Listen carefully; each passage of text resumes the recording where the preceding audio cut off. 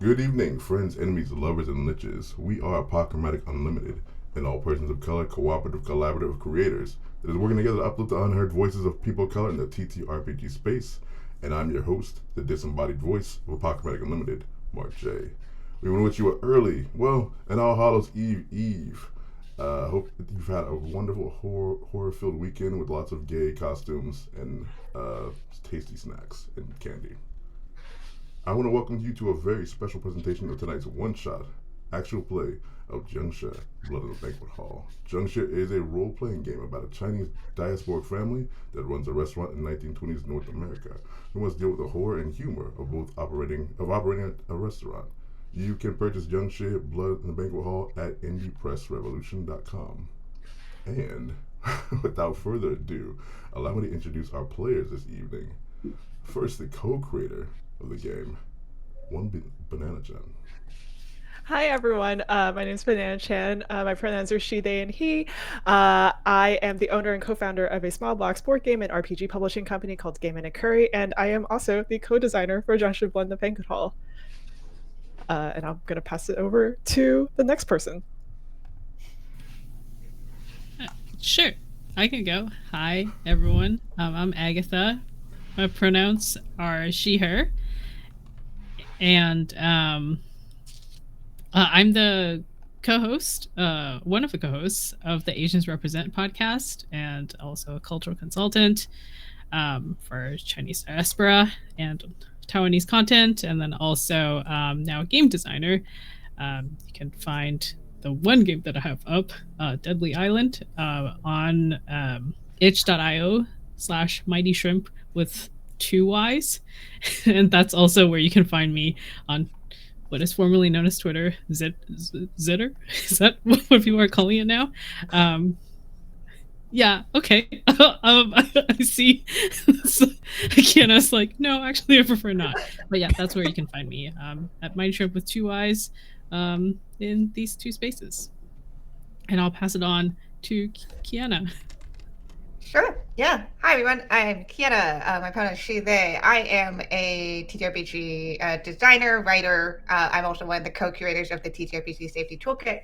I'm also one of the contributors to the game we are playing. I wrote some of the history stuff, and I also contributed one of the scenarios, which is set in a university that's definitely not just my university that I went to, and that I definitely didn't just rename so that I legally didn't get in any trouble with using my university.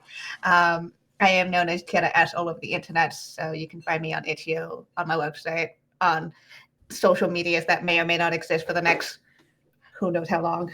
And obviously here, playing with these awesome people.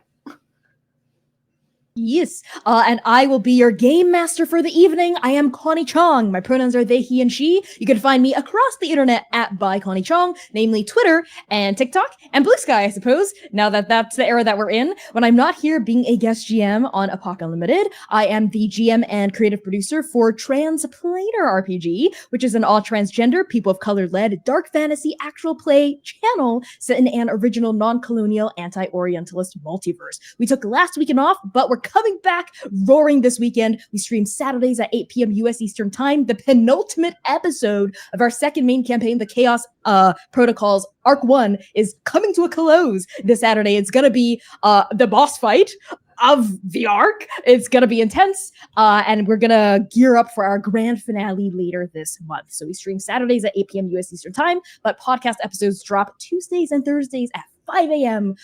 Eastern, if you're much more of a edited, a background music podcast kind of listener. I'm also the designer behind a God Killer RPG, which the Ashcan of is now out on itch.io. It is a holy punk duet RPG for one player, the God Killer, and one game master, God. I'm currently in talks with some folks about its home for the full game to be published, so keep your eyes and ears peeled for more information about the full version of God Killer hitting a bookstore near you in the next 2 years probably. But to keep hip with that, follow me on Twitter and Blue Sky at by Connie Chang. And with that, without further ado, I suppose we can get started. So Something I always like to do, especially for dark fantasy horror games, is give a list of content warnings at the beginning of each session about content that the audience can expect to encounter. So Jiangshi Blood in the Banquet Hall does deal with some dark real-world themes, some of which we will be exploring tonight.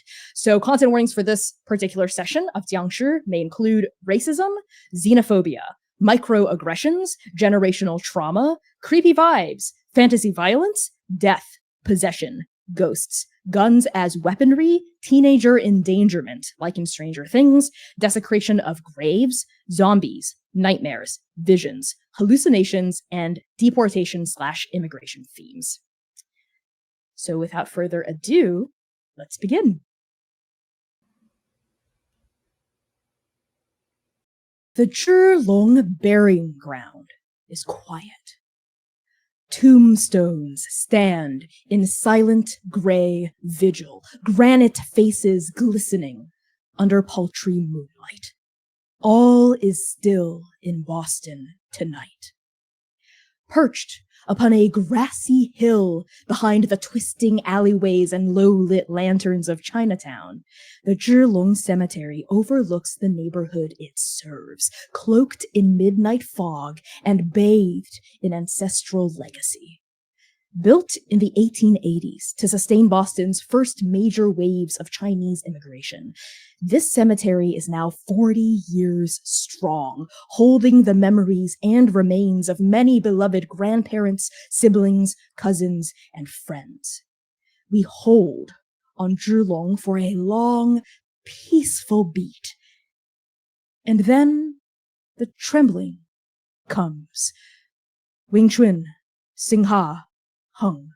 I need each of you to cover the first slot on your character sheets with a Hmong card, as nightmares strike already. To be precise, as the same nightmare strikes each of you at once. You see a towering, beautiful paifong with jade roofing and gray pillars. 4 characters engraved in gold read Tian Xia Wei Gong, everything under the sky for the people.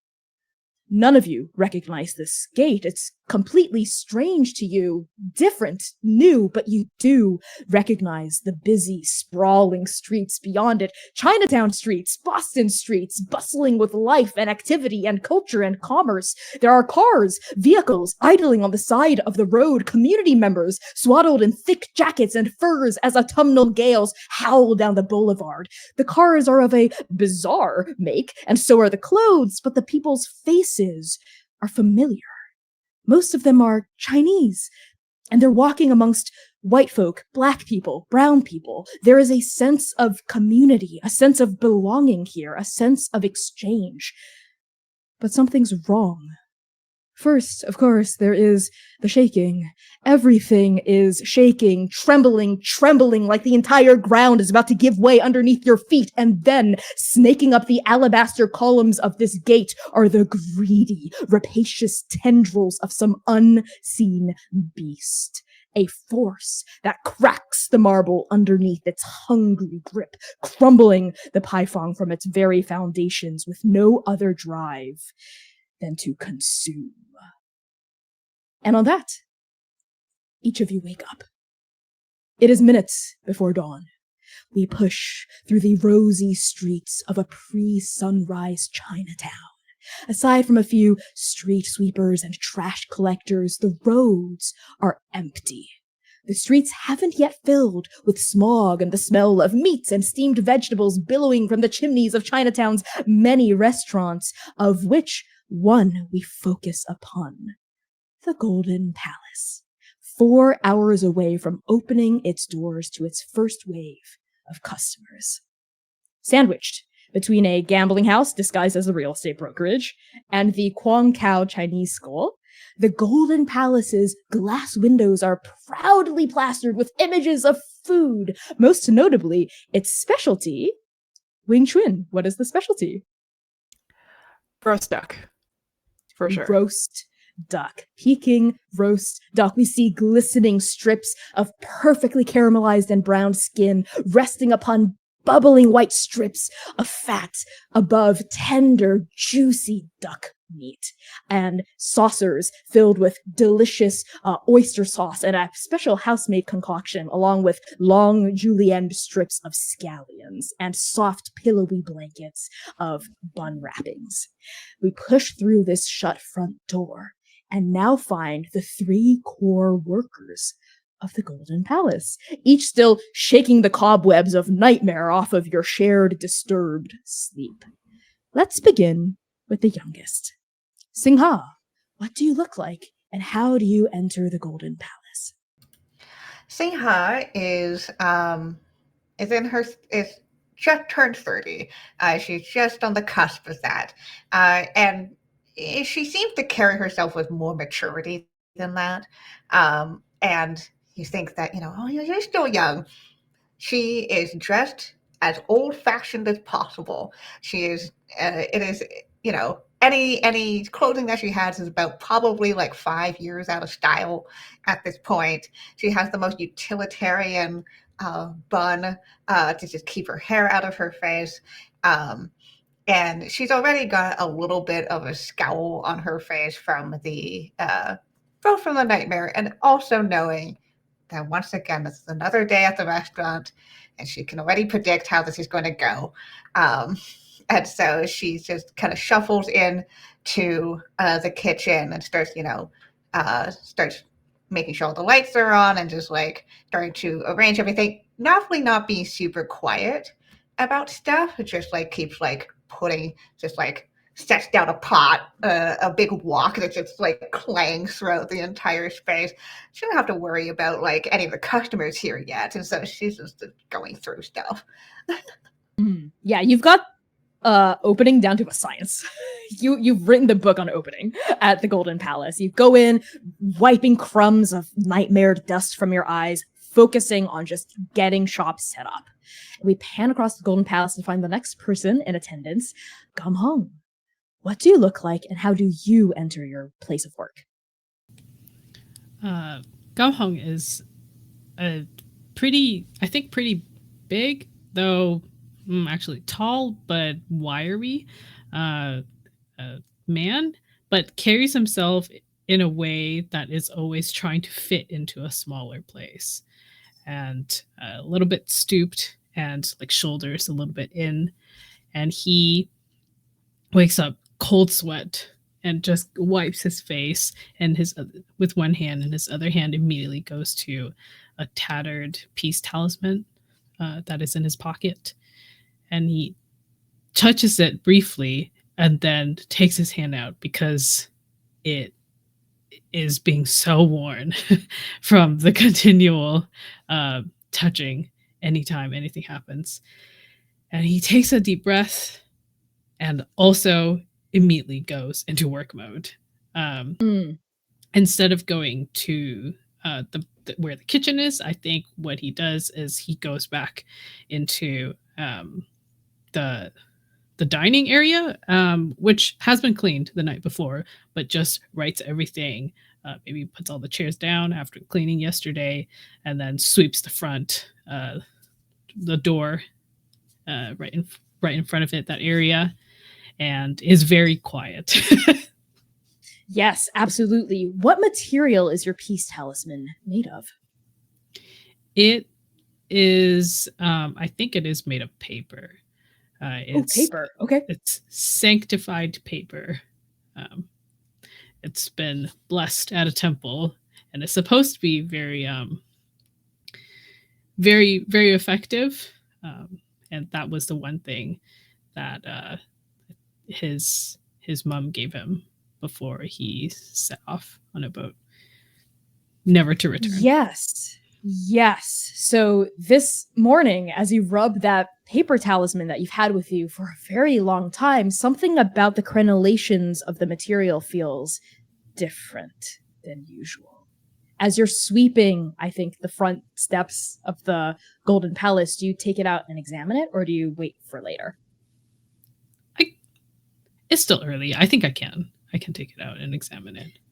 Yeah, you kind of idle for a half second and you take out this slip of paper and you notice that there's like a words of blessings written on it in your mother's script, right? She invested in like nice ink, like went to a temple, got a monk to bless it. So there's even like, I think, gold reaming around it. And something about the black ink is starting to spread on the edges of her calligraphy. They almost look like shadowy tendrils. But that's when Wing-Chun, tardy as always, enters. So what do you look like, and how do you enter the restaurant?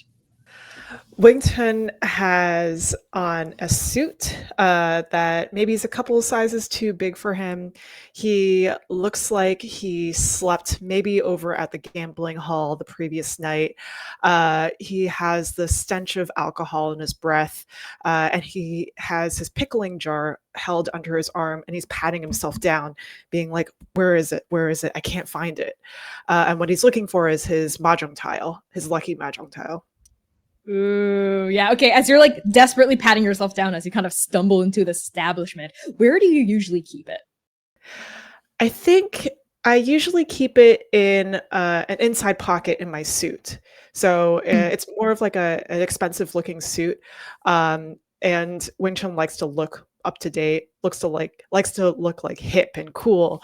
But for some strange reason, he can't find it today.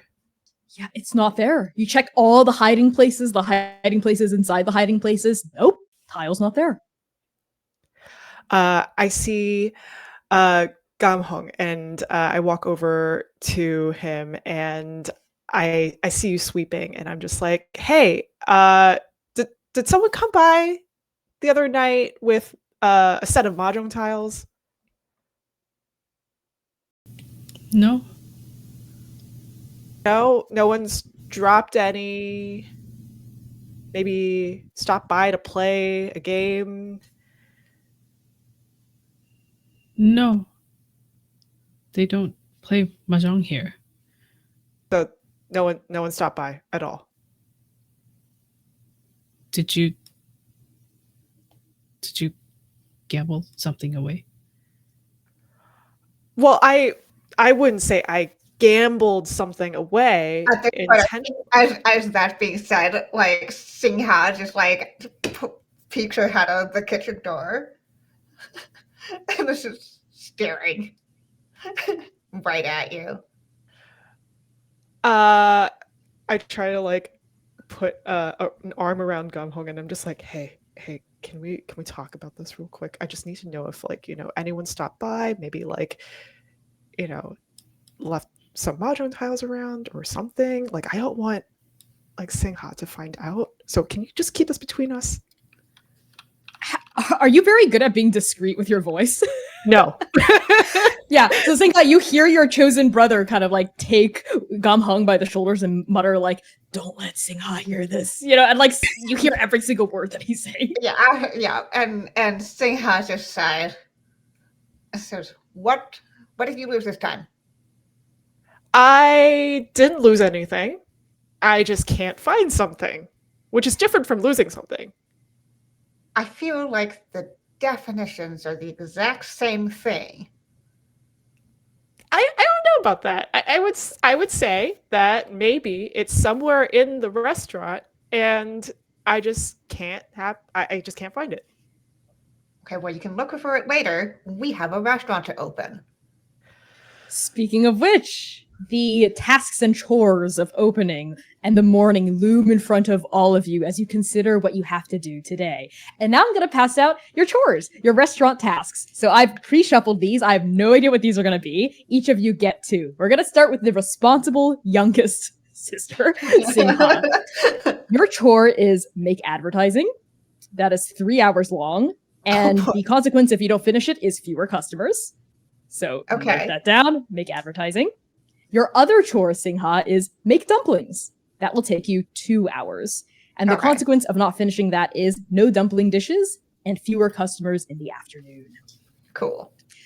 Gamhong, your first chore is prep seafood. This will take you 2 hours. The consequence of not finishing this is no seafood dishes and no large parties. Your second task is peel vegetables. This will take you 2 hours. The consequence of not finishing it is no vegetable dishes and fewer customers. And finally, our oldest brother, Lout, Wing-Chun. Your your first task is to clean the bathroom. That's going to take you 2 hours. And the consequence is dirty bathroom, disgusted customers. Your second chore is grind and toast spices. If you don't do this, there will be no tip and bland food, and there is no number of hours marked on this. So I'm just going to say liberally, perhaps that will also take 2 hours. Okay. All of you, if this is your first time playing Jiangshi, which is the first time for myself running it, every person would typically have 6 hours each to do tasks. But because you've covered your first slot on your character sheet with that nightmare card, that Hmong card, that hour goes down to 5. So each of you only has 5 hours, as Nightmare still has its shadowy tendrils wrapped around your consciousness. So does anyone not have enough hours to do their tasks? I have just enough. Just enough. Yeah, so you're like on it. You're doing like the big ticket items. You have to rush and go. Anyone else? Does anyone have like a lot left over? I have 1 hour left over. And I think Wing-Chun also has 1 hour left over, right? Yeah. Okay, then. Yeah, so that means none of the aspects of the restaurant, which also has its own character sheet, if you haven't played Jiangshi before, fall into neglect, which is good, which is a very good thing. It's very bad if an aspect of the restaurant falls into neglect. So I think on your chosen sisters, like bracing words of like, we have a restaurant to run, we see the 3 of you bustle off, right, and start tackling your tasks. So I'd love to get a quick montage from each of you as you're tackling your particular tasks, starting with Singha. Yeah, so I mean, I imagine the dumplings are going to come first, like having to prep all those dumplings for the day. And so it's just, I think this is very practiced and meticulous, like motions.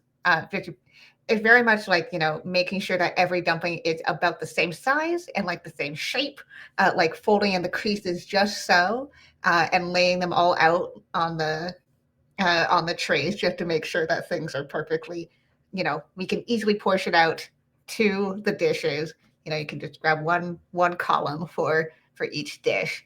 And then when shifting over to having to do advertising, I imagine she's set up in like one of the small tables in the corner, and she just has a bunch of paper laid out, and it's very carefully doing in both Cantonese and English, in Chinese and English, just like writing, you know, and I think has attempted a drawing. It's not great, but it's charming. It's very much like, you know, it's not child level, but it's certainly not someone who practices very much. So it's this very, very dainty little drawing, essentially.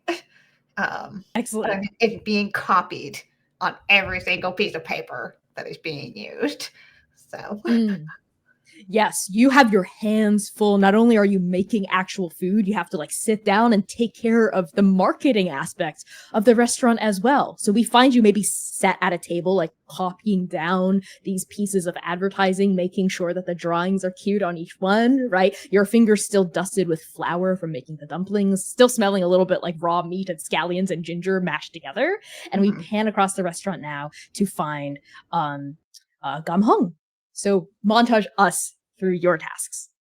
Yeah, Gamhong is in maybe just like the doorway to the kitchen, and between the kitchen and also just the alleyway behind us, sitting there on a little stool and just shelling shrimp.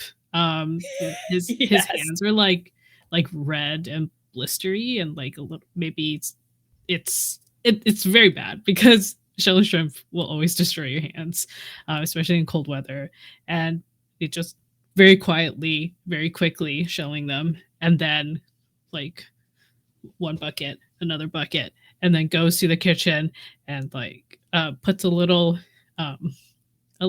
cloth over his shoulders, and then starts washing and then chopping all the vegetables in this like very zen way. Like his eyes are just like unfocused, but he looks very peaceful throughout all of this. You're totally zoned in. Here. He's not present. He's hyper focusing. We love him. Yes. And now I think we pan across the noises of like the knife going on this bamboo cutting board, pan across the restaurant to find in the toilet to begin Wing-Chun. I think Wing-Chun is in the toilet or in the bathroom trying to unclog the toilet and just like going at it. It's been maybe so my chore was like 2 hours. I would say that maybe half of that time I was just trying to unclog that thing.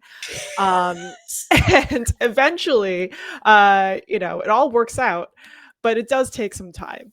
And after washing down, everything in the bathroom, I go over to the kitchen and I pass by Singha going straight into the back where Gamhung is like doing his chores, and I just like break him out of this trance of like Zen like peace and start just ranting about the gambling hall and how nothing ever works out, and this family, it's this restaurant.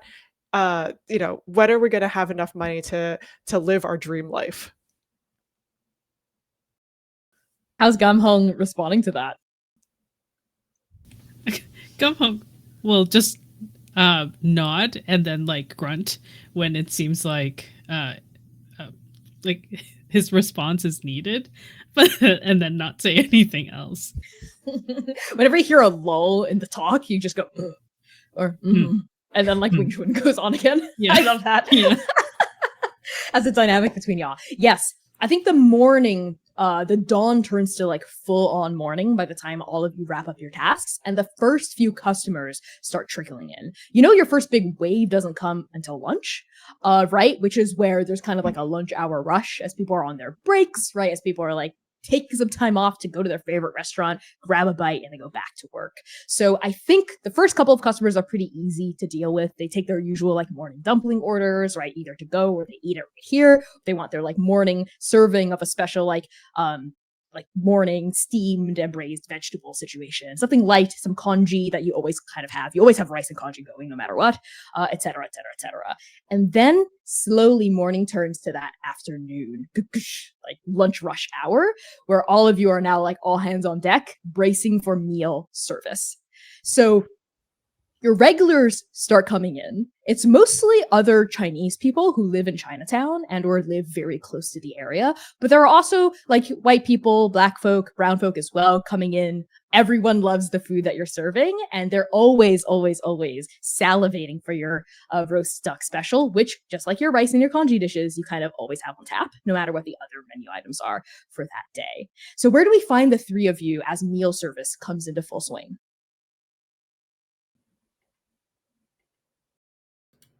I think I'm mostly in the kitchen. I think I'm holding things down a little bit here. I'm probably the person that's making the dishes, or at least like monitoring everything, making sure that nothing burns, nothing is undercooked. It's all just like having to handle all these all these things on the go, and probably shouting out the door like, "This order's ready. This order's ready." Totally. Who's serving? Which of you two want to do that? Which of these very... I'll do failmen. I love these failmen. I'll say like a combination of serving and guiding people to their tables, but mostly the latter versus the actual serving. Okay. Yeah, so you're doing like front of house stuff. You're like managing the flow, taking orders, right? Being the one to like seat people, while Gamhung has to actually go back and forth between the kitchen and the floor. Yeah, I'm bussing. Yeah. Yeah. We also do need like a dishwasher, like / someone to help out in the kitchen behind the scenes. I mean, I'll probably go between doing either of those things. Like, I think I'm mostly doing dishwashing. But Wing-Chun just sits in the front, like not doing anything while Gamhung's running between the dishwasher / serving people / managing customers, and Wing-Chun's just chilling. Yeah, when Wing-Chun is like, "Oh, I need help," then Gamhung's like, "Okay," and then goes and like does that too. Oh, no. Absolutely. So it's just Singha who does all the food, Gamhung who does everything else, and Wing-Chun, what are you doing? I'm charming the aunties that come through. Sure. Because Okay. you know, we gamble together sometimes, we play mahjong a Mhm. little bit. And I think that I'm just trying to, like, you know, turn that charm on, trying to be the face of the operation, because that's what I am.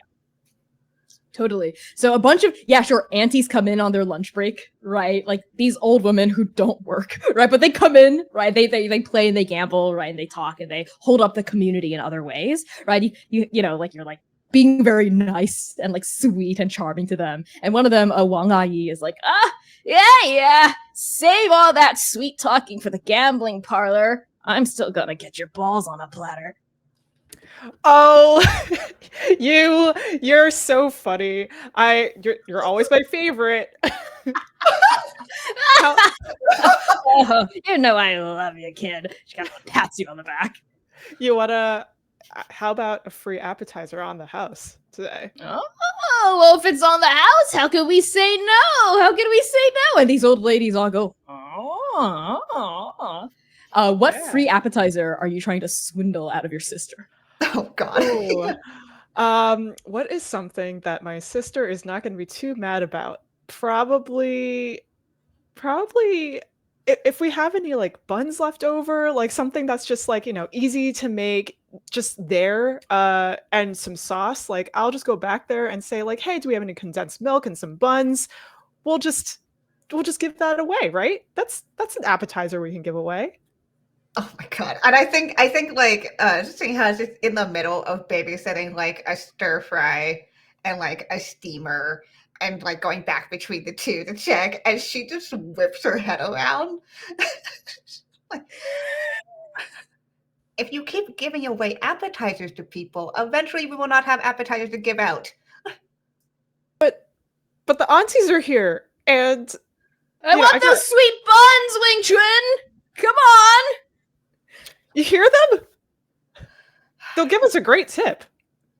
Make sure that you also give them 3 of those flyers so that they put and ask them to put them up.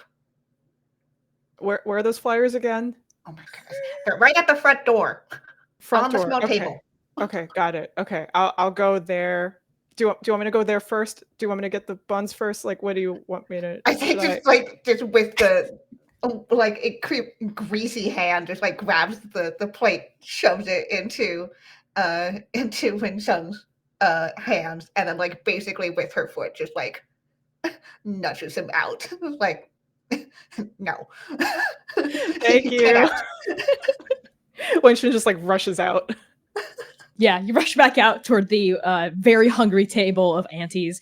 While all that is happening, Gamhung, you're working. You're going between tables. You're bussing. You're dishwashing. You're like serving, and you overhear Ping Laoshi, who is a teacher at the Kwanchai school right next door, talking with her low-key, but everyone knows, girlfriend, Xiao Zhang, who is a construction worker. They always like take their breaks together, like here in your restaurant, and you overhear them talking to each other over like cups of like hot water. And Ping Laoshi is going, it's just, I really thought it was just me. All that shaking last night, it near about shook me out of bed. And you hear Xiao Zhang go, yeah, I thought maybe I was just having an odd dream or nightmare of some sorts, but it affected you as well, yeah? And they're like talking about it. And you remember, I think it just flashes into your mind, trembling, shaking, the paifeng, a crumbling marble, tendrils wrapping around stone, and then you're back in front of them with their orders on silver platters. Do you do or say anything about it? No.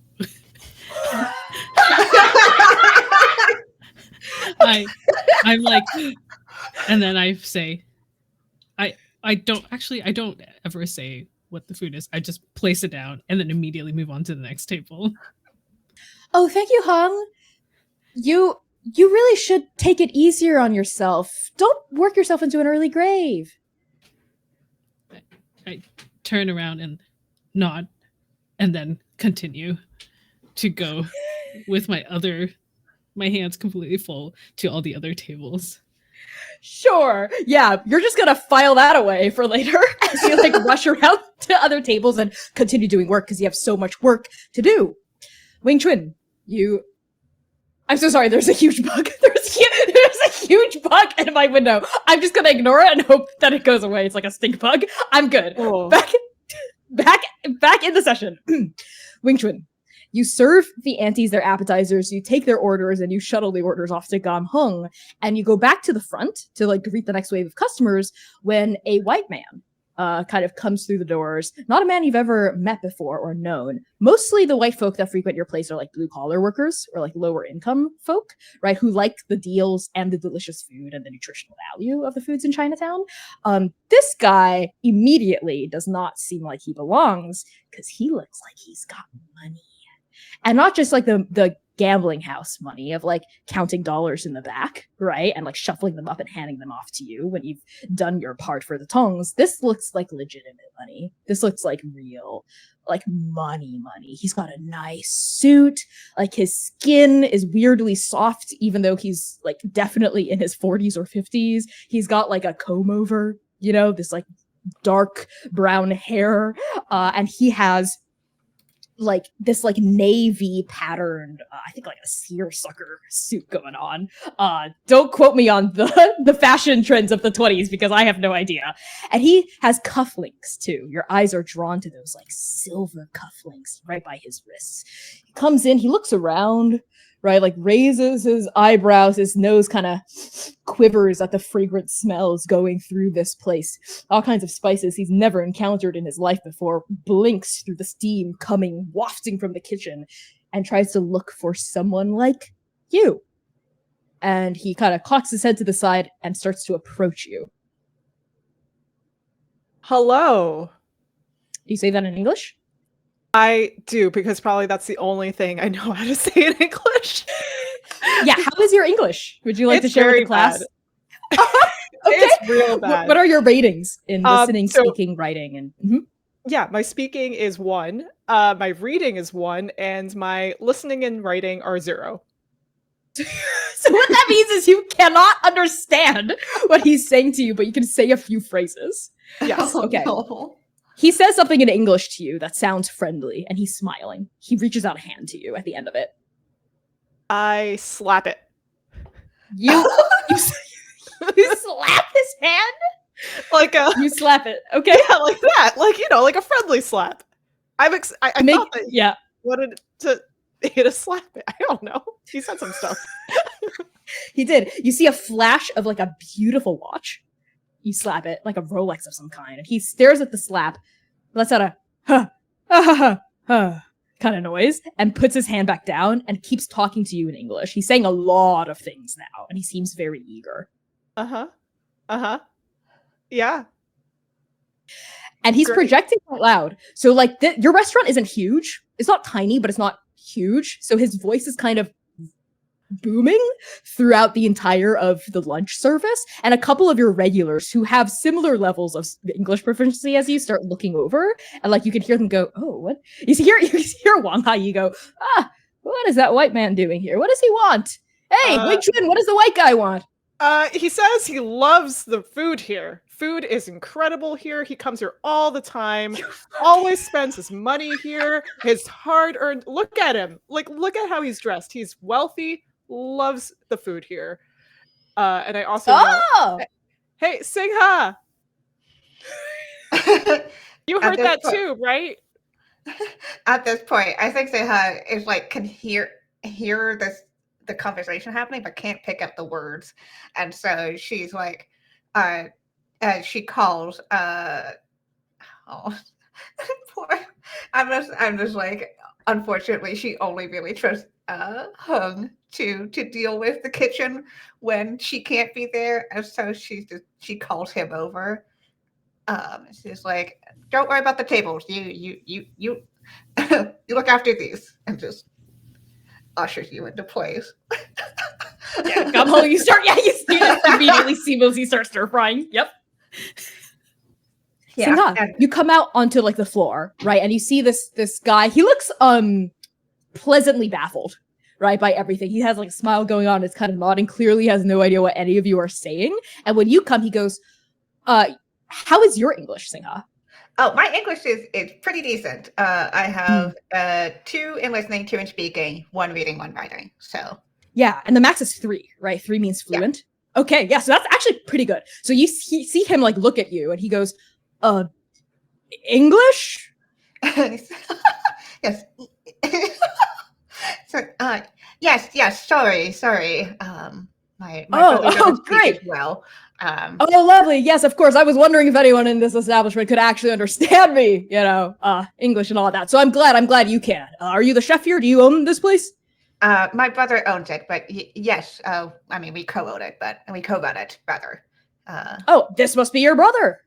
Yes. It's He's a pleasant young man. So, yeah, and I think we'll just like put like a hand on Wing-Chun's like shoulder, and then is he saying nice things? Yeah, and switching to Cantonese for you, like specifically.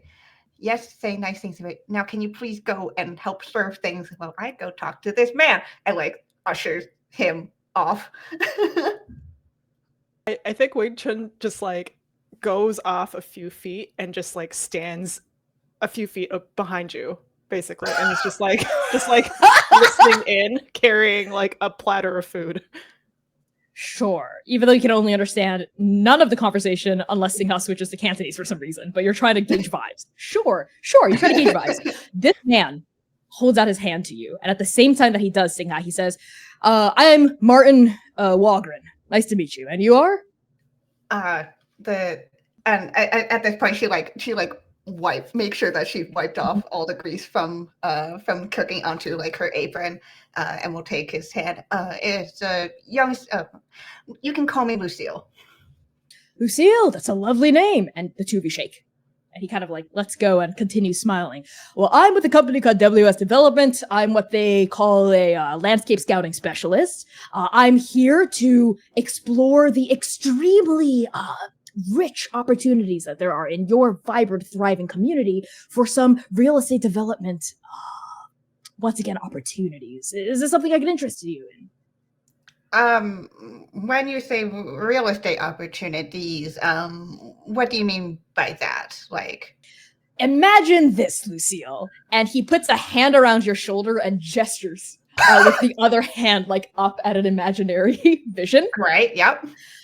A thriving community where whites, blacks, browns, Asians live together in beautiful apartments with a grocery store right next to where you need, with a swimming pool in the back if you so choose, with a garden, America's own picket fence inside urban communities. That is what I'm imagining Boston's future might look like, not just for the areas that I'm from. I'm from Saudi, but there are so many exciting opportunities. Starting in the harbor, I believe there could be a thriving seaport district in just a couple of years, along with WS Development. And I think Chinatown, on the other side of the seaport district, on the other side of that canal thing that we have here, could be a wonderful sister community to what we're planning on the harbor. Catch my drift? I think Singha just blinks a bit, just having been word vomited all these things, just being like, but that, I mean, it sounds certainly nice. What would it mean for, places like restaurants here? I mean, this is where we, of course, this is our place, and we did settle here, and came over here, and this is. I would hate to see this go away. Oh yeah, yes, of course, it's your home, but it was it was the home of the Pilgrims first, right? And then you came, and that's fine, and I've got nothing against that. But listen, what I'm here to offer you tangibly in actual things that might happen very soon is, to put it frankly, your restaurant is on a very valuable piece of land, and WS Development is extremely interested in acquiring that piece of land from you with extremely generous, more than competitive, we're basically throwing money away at this point, compensation for you. You could then take that money, start up your own restaurant somewhere else. You could use it to buy a home. I assume that you rent. Yes, as most people do here. Yes, well, the money that we're offering you is more than enough for you to secure a home, and all we're asking for is for you to just move this location somewhere else. Hell, I'd be open to talking to you about moving it somewhere on WS Development's land ownership stakes. That's just a couple blocks down the road. Well, and I think, she looks over at everyone in the restaurant and just looks back to him. Still has kind of like, a polite smile. It's like, well, obviously this is a big decision, right? It's just, of course, please think on it. Think on it. I would want nothing less than your utter confidence in making the sale to me. If and when you make the right call, Lucille, and he reaches into his pocket and pulls out a business card, a really nice one, and hands it to you. Got a number right here you can call. Great, and she'll take it and put it in her back pocket. Is there anything else I can do for you? As you can see, it's the lunch hour rush. So, oh, actually, and I've been meaning to try some Eastern cuisine. What might you recommend? Oh, well, our specialty is roasted duck, and we also have a bunch of dumpling dishes if that's of interest to you. Dumpling? Okay, yeah, I'll have a duck dumpling. They're pork dumplings and roasted duck, separately things, but they're both very good. I assure you, they're both of our special dishes. Excellent. Then sign me up for both. I'll have a whole duck. Lovely. And she will finally look back, turn around, I think, and finally realize that her brother's been just standing not that far away, and be like, he wants to sit and eat. Can you guide him to a good table? Oh yeah, of course. And is it okay? Did you want me to get the free appetizer for him too? No, we don't have to do free that. appetizer. No. Okay. Wing-Chun guides the man to a table sort of away from the rest of the restaurant, so it's a little bit quieter, maybe away from the aunties. Sure. Yeah, he sits down by himself and looks rather baffled by the chopsticks. Before you leave, Wing-Chun, he reaches up to you and says something to you in English. And Singha, you hear him ask for forks. Okay. And in Cantonese, we'll just call it, he wants a fork. I don't think we have any. What happened? We had a set. The silver? The cutlery? I gambled it all away. Oh my God. I don't know what's going on here, but if it's too much trouble for a fork, I'll try these. And he picks up a chopstick in each hand. Oh God, no. I'll go see if we have any in the back. Yeah, and I'll just in English, I'll be like, no trouble. Just. Oh, okay. I don't mind I love trying new cultures. As Wing-Chun goes to the back and tries to find him a fork and a knife. While all this is happening, the kind of interest and hubbub in the restaurant dies down a bit. Fewer people are just openly staring at this guy who clearly doesn't belong here and are settling back into their own conversations. Though a couple of the aunties do steal a look across the restaurant to look at him, right? And Ping Laosher and her girlfriend.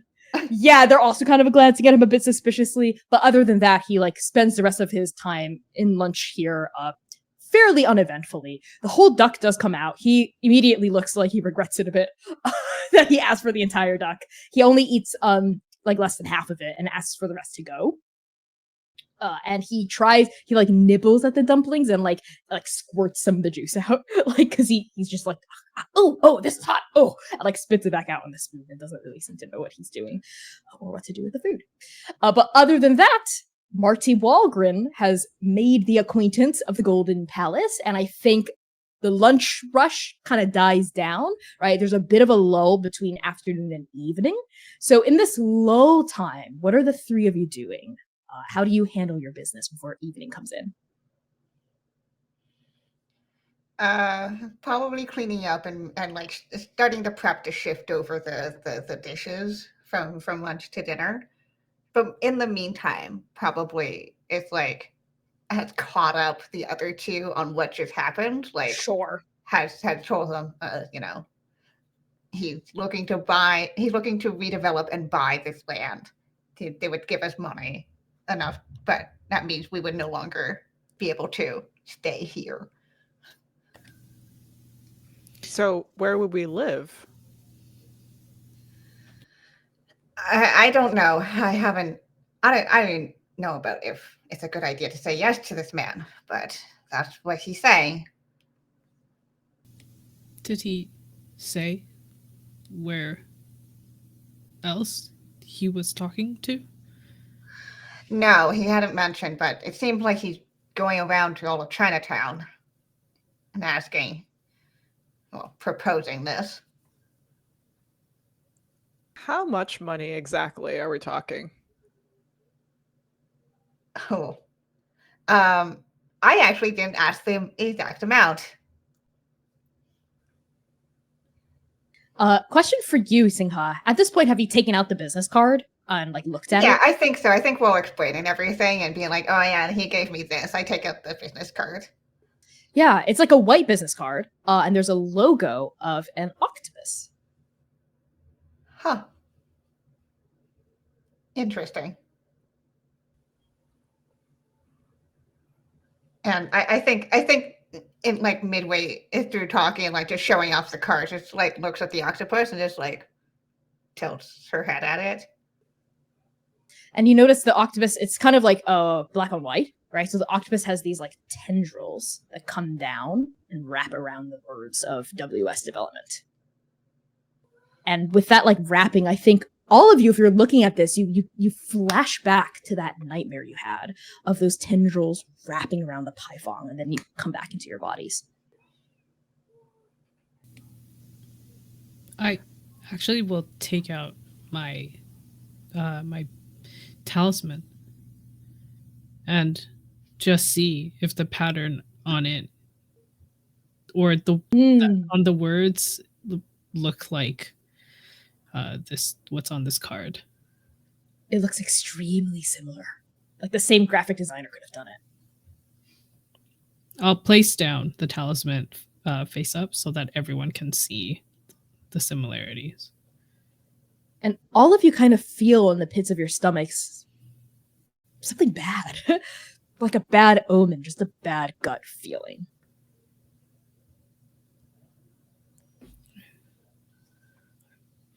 Yeah, I don't know about this. I mean, I don't really want to sell the restaurant if we're just selling it for pennies, right? And we don't have a place to live. I'd rather not make this. We should probably ask. We should probably ask Lao Lao. Yeah. I think you should ask Lala, and I'll hang out here. You're saying you're going to send your sister by herself to go talk to Lao Lao. I love you, dearly. I'd have to explain away why my poor dear brother couldn't bother to even say hello and pay his respects to Lao Lao. I love you dearly, and I respect you, and I think that you have done a lot of great things for the community and the restaurant, and for us as a family. We're not blood related, but, you know, you've done a lot of great things, and I trust that you would be a great representative for all of us.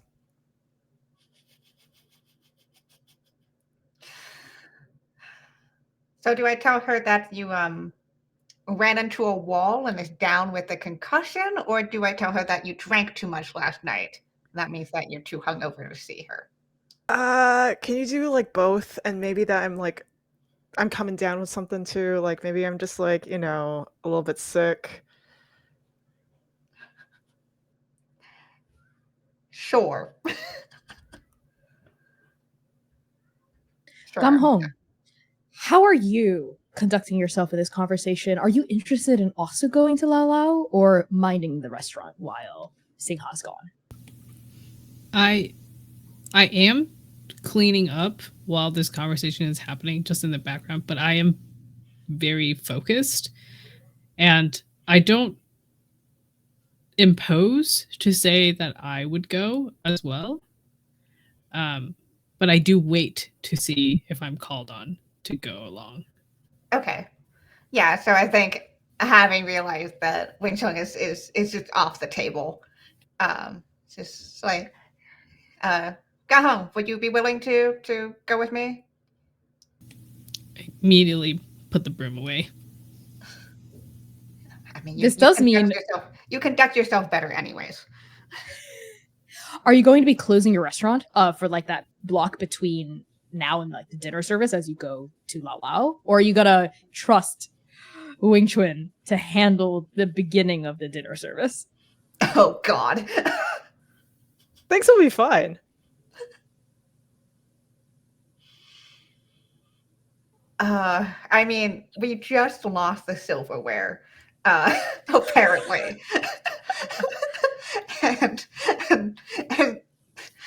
Singha's realizing that this is something that needs to be replaced, and that's just do not have the money to do that if we're closed for that period of time. I'm like about to turn the sign over to closed. And then What? just waiting. It'll be fine. Trust me, things will be fine. Just keep it open. I Fine. look at Singha. Fine. Keep it open. Don't burn the kitchen down. With what? I don't even know how to turn on the stove. Jesus. And on that, we cut to the beginning of dinner service / Lao Lao's place. We're going to go to Lao Lao's place first. So you know where to find her. She's always in the back of the gambling parlor, which is in the back of the real estate brokerage, which is right next door. So as you enter the real estate brokerage, it's completely empty. There are like images of houses that don't exist that are like plastered on the walls with like various made up numbers for mortgages and like how much it would cost up front and stuff. And there is a man behind like a reception desk who is currently like fiddling with an abacus and doing some sort of paperwork. As you come in, he glances up at the two of you and just kind of nods and goes back to doing paperwork as you're able to just go past this Tong member, past this curtain, down a flight of stairs, and then past another curtain where you smell cigarette smoke immediately just hits you in the face like an actual physical tangible wall. You hear mahjong tiles clacking against velvet, right? You hear the shuffling of cards, you hear the rolling of dice, and like the talking of like men in low guttural tones, right? And women and people of all kinds just gambling in this area and arguing about gambling. None of them pay either of you any mind. You do frequent this area not inconsistently, so you are considered a member of the wider extended Tong network, for better and for worse. And as you make your way through the smoky crowd and the tiles and the tables, you are stopped by like these two kind of muscled people in front of a closed door, which is beyond which is Lao Lao's private area and private room where she conducts her business. They both look at you, right? One of them narrows her eyes between the two of you and says, "You got an appointment or something?" No appointment, but I think Singha had thought to bring whatever Lao Lao's favorite dish is in a little like takeout offering. It would be pig knuckles. Okay, yeah. So it just has like a nicely freshly cooked batch, and it's just like No, but something came up upstairs. And, well, I am also bringing her some pig knuckles. Huh. Well, she's busy right now, so you're better off checking back. And then the other guard kind of raises a hand at this younger, newer guard and says, pig knuckles, huh? Crack it open, give me a sniff. Yeah, just we'll open it up just that little bit, just for that wave of like grease and to hit the nose. Oh, that's good. Yeah, she'll like that if we let him through. You can go. What? But I thought she was fine. And they open the door for you to enter. As the two of you enter Lalao's private sanctum, you walk in on the middle of an argument that she's having with her son. There's a big kind of lavish table. Behind it is kind of like a wicker chair that Lao is sitting on. She's got her cane leaning against the table, and she's kind of like one elbow propped on the table, one hand clutching the side of her face, and she's kind of shaking her broad, deeply wrinkled face. Her face looks like it was definitely once considered very like conventionally beautiful. And you see like old-timey photographs of like the from when she was in her 20s or 30s, and she was like drop dead gorgeous. Now has done the classic like older Asian woman thing of like turning it into like a vaguely looks like a frog, like kind of short, squat, wide, and very like kind of cute in a way, with this like wiry white gray hair pulled up in like a no nonsense bun. That's Singha. You get like a gasp of who you might look like in the future with your bun as well. And she's wearing these like kind of padded quilt-like vest over herself because it's getting quite cold. Very much looks like a grandma, if it weren't for like I think the very beautiful adorned rings on her fingers that look very expensive. As she's listening to her son, who has his back turned to you, you recognize him. He prefers it when you call him Louis, so we're gonna call him Louis. He is a second-generation Chinese American man. He has a Western style suit on with like a nice tie, and like his hair is shaved on the sides and kind of slicked and combed back in a very like Western fashion. He's very handsome, and he has taken, as of late, the attempt to grow a beard. So there's like a little bit of stubble around his jaw and a little bit of like a mustache, right? And he smells like cologne, right? You're kind of hit with it when you enter. And he's in the middle of saying in Cantonese as well, like, Lao, please, you don't recognize how incredible of an opportunity this is, and I'm not going to hear much more of this from you, child. We have guests.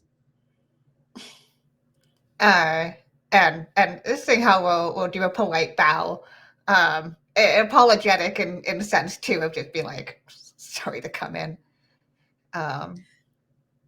Come in.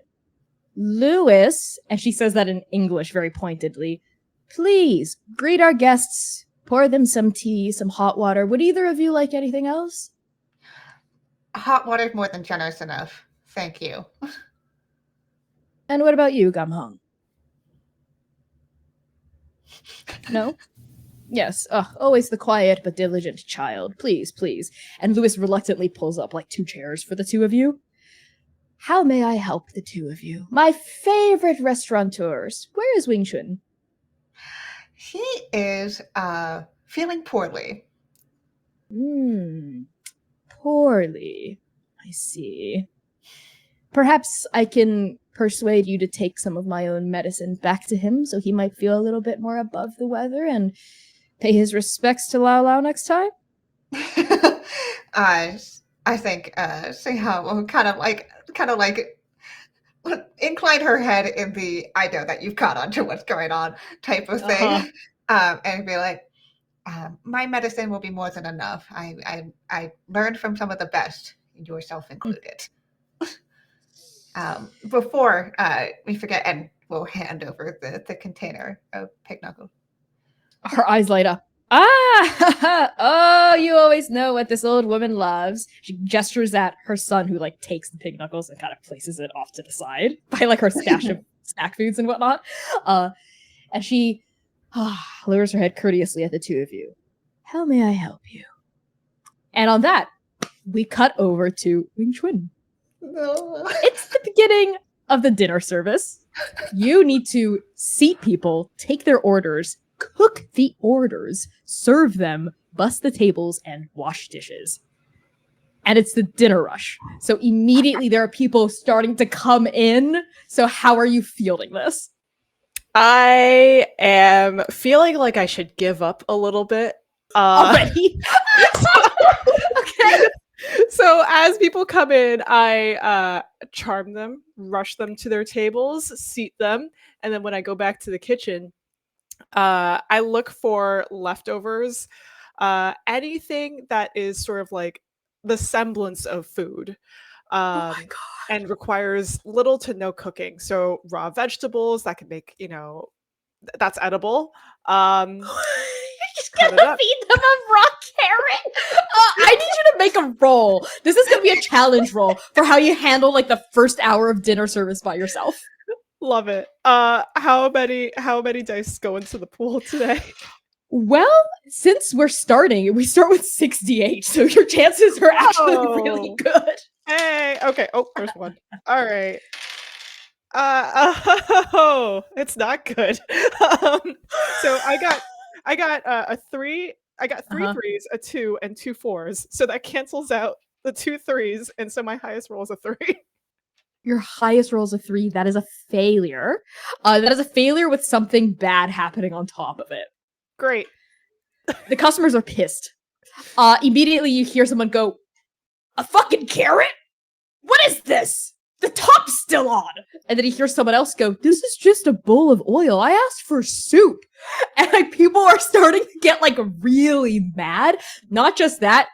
Is that smoke that you're Oh. smelling? Coming from the kitchen? Great. Awesome. I'm going to focus on the fire first before I go back to the customers. I'm just going to lock can we lock the front door, the door to the kitchen? Locking the customers in?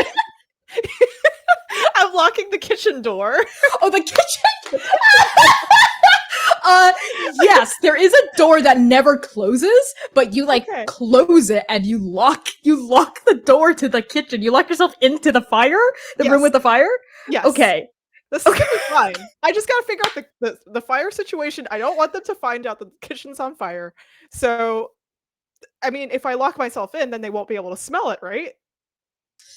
Sure. You lock yourself in, you see a wok is on fire. There's just like a column of flame. There's something burning in the wok. Great. I will reach for the closest thing of water. Water? You're putting water on this fire. Oh shoot, yeah. Yes. Okay. I'm gonna do it. We hear from we don't see it. We hear from the dining hall kind of noise, and we see through the window in the door a flare of orange and red go up as you've poured water on a grease fire. And inside the kitchen, now the entire stove is on fire and flame is licking the ceiling. So maybe that wasn't a good idea. You know what? I'm gonna unlock the kitchen door, and Okay. I am just gonna exit the kitchen. As soon as you unlock the kitchen door and exit, there is a young woman there, a teenager more like. You recognize her immediately. This is Si Meng, Qiu Si Meng. Her English name is Mary, 3rd generation scion to the Tong legacy. She is Lao Lao's granddaughter. She's standing there. She's just come back from like Chinese school, which is right next door, and she like leans past Wing-Chun and sees the fire and goes, "Wing-Chun, did you put water on a grease fire?" No. Who would do that? That's silly. And this 18-year-old girl pushes past you, runs to a fire extinguisher that's like locked against the wall, pulls it out, and like she sprays it down. Right? And like the last bits of the fire start to peter out. People in the dining hall are going, "What the hell's going on? Where's my food? Was that a fire?" And just all kinds of like voices coalescing with each other. You know, I was looking for that fire extinguisher. That's why I came out here. But the fire extinguisher was in the kitchen, Wing-Chun. Oh, that's where it was. Okay. Well, now I know.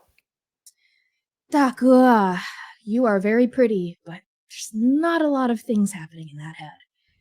Thank you. You're welcome. And she puts the fire extinguisher back down, and looks like kind of surmises you up and down, and kind of you see her and her friends have like commandeered a table by themselves. They're all like kind of like cool teens. You know what I mean? There's like she's got 4 friends, all of whom worship the ground that she walks on. And they're going, "Hey Mary, what's going on?" Like in English. Like, "What's happening, Mary? What's going on back there? Is that a fire?" And Mary calls back in English, like, "It's fine, I've got it covered." And then switching seamlessly back to Cantonese, says to you, "Da ge, do you need some help in the kitchen?" Do you know how to cook? Not really, but Vincent does. Can Do you let these teenagers help you finish out dinner service? Yes, absolutely. 100%. Lala's gonna fucking kill us. We cut back to Lalau. I assume you're done telling Lalau the story of the man that came in and what he's offering and whatnot. And just being like, you know, I think with her, I'm willing. I wouldn't say this to Lewis directly, but with her, I'm like, I don't know. I just feel bad about this. Like I'm getting some sort of like bad feeling about this. She would not say this to Lewis, but she will to Lao, essentially.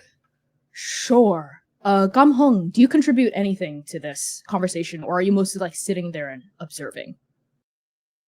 It's the latter. I figured I'd ask either way. But yeah, as you finish your story, Lala just kind of nods, nursing a cup of hot water for herself. And then she looks pointedly at Lewis, and then back at the two of you. And then she stands with her hands clasped behind her back in classic old Chinese person fashion. 昨天晚上, last night, I had a strange dream.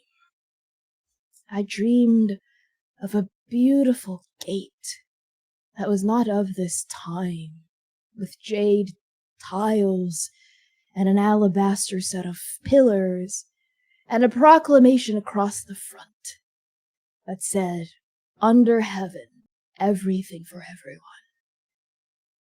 I saw streets that looked like our streets, but populated with vehicles, cars of strange makes, our people wearing strange clothes. It did not look like it was spun from our time.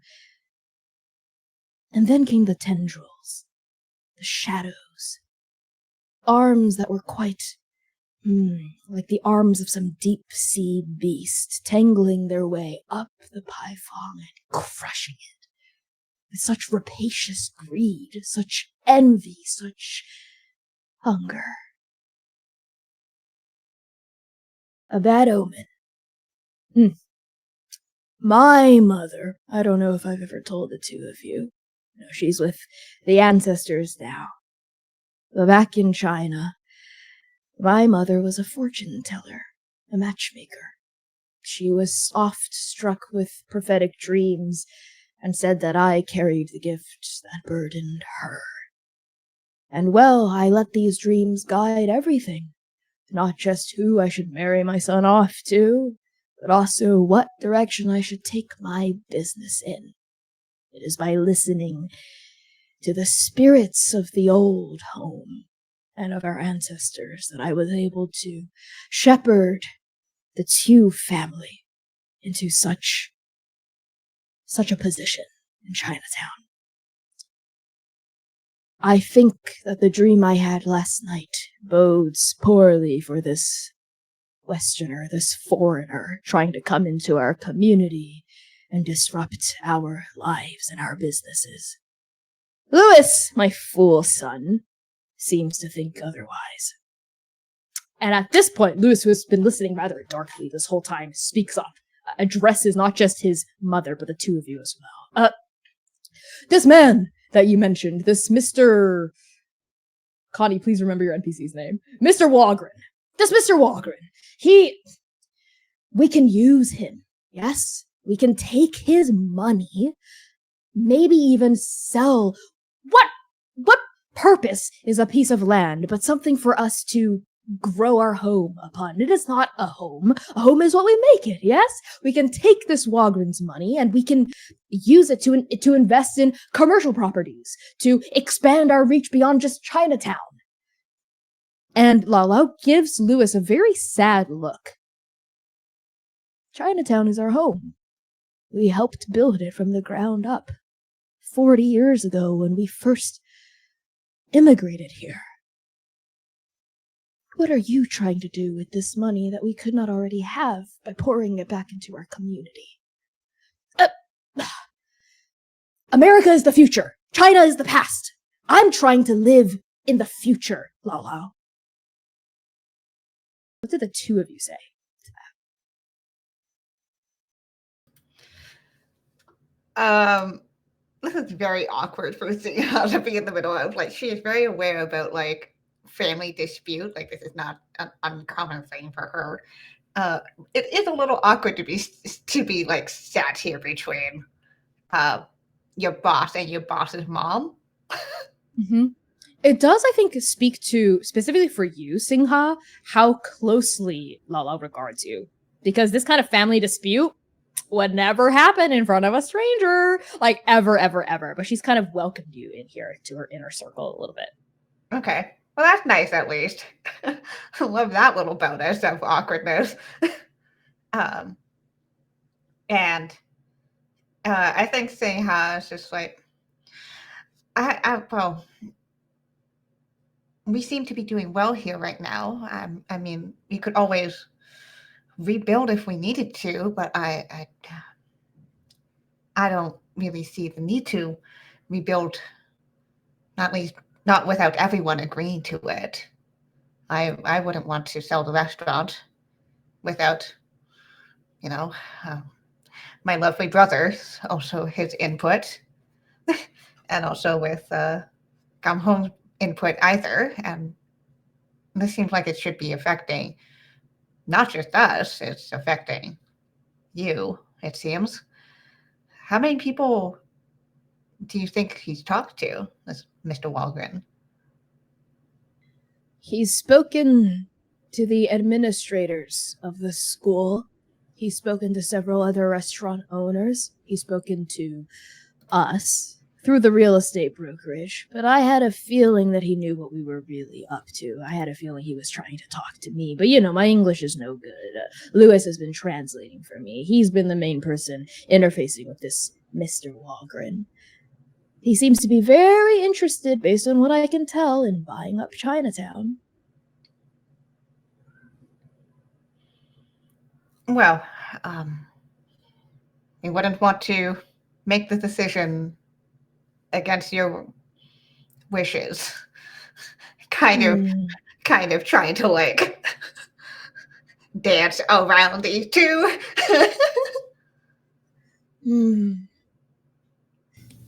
50 years ago, there was a immigration raid that the Boston Police Department staged upon a funeral service several of our community members were holding for one of our own. They took that as an opportunity to round up as many men as they could catch, 200 some. Deported 40 or 50 of them. Some of them they even made up fake papers, called them illegitimate, even though they weren't paper sons. I will never trust a foreigner. Lalo, you're being discriminatory. Not every foreigner is like that. This Mr. Walgren, like I said, we can use him. And that happened 50 years ago. 50 years ago is not a very long time ago at all, Lewis.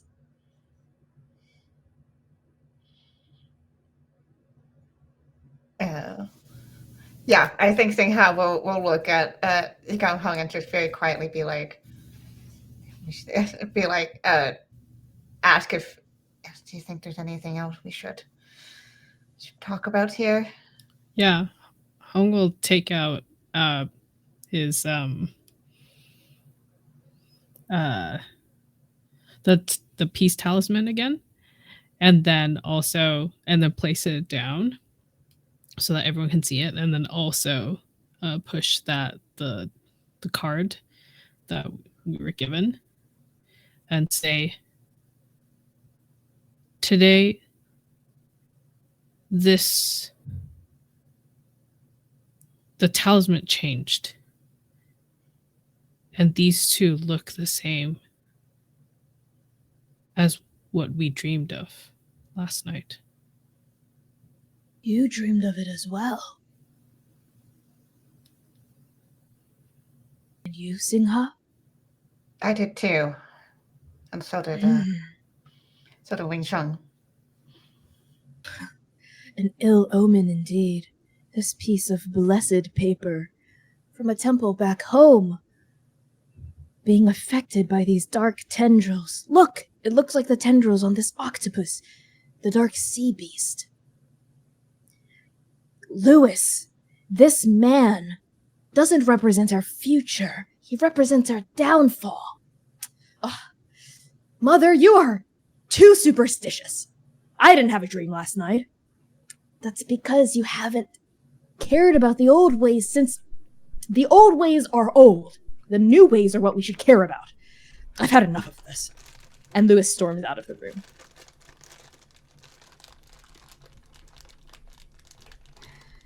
Yeah. Well, I agree with the two of you. Whatever decision we make should be communal. Everyone who has a stake in this should be able to have a voice about what to say.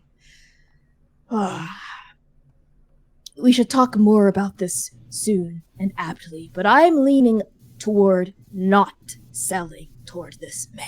I think we should stand strong. I don't think any of us should sell toward this development company. I pour tea for Lala and also serve her the pig knuckles. Yeah, she just in classic fashion doesn't thank you, right? Just kind of takes it, right? Because it's what you're supposed to do. Like sips the tea and like pulls like a pork knuckle toward herself. Yes, it's almost dinner time, isn't it? Yes. Shouldn't you be minding? Is it just Wing-Chun? Yes. He said that he could handle it, and so I chose to trust him this time. You should get back soon. Thank you, Lello, for your hospitality, and Of course. We'll talk soon about all of this. We shall. But in the meantime, I shall count on the two of you not to sell. Yes? Yes. Good. I'm glad we are in agreement. And then the two of you, go ahead. Yeah, I think Singha is like, you know when someone is walking in a hurry, but they're trying not to seem like they're walking in a hurry? That's what's happening right now. Yeah. Yeah, Gamhung also hurrying. Oh, yeah, yeah. like the power shuffle, right? And all the two of you power shuffling out of Lalao's room. We're gonna cut the break. So everyone, thank you so much for tuning in so far. We'll be back in just about 10 minutes. Enjoy the waiting room situation. Make sure to follow everyone here. Buy your own copy of Jiangshi Blood in the Banquet Hall. It is a super fucking dope and very, very, very cool game. There's a lot of very cool components. That's part of it. It's like a board game plus an RPG in all the best ways. We'll be back in 10 minutes. Love you all. See you soon.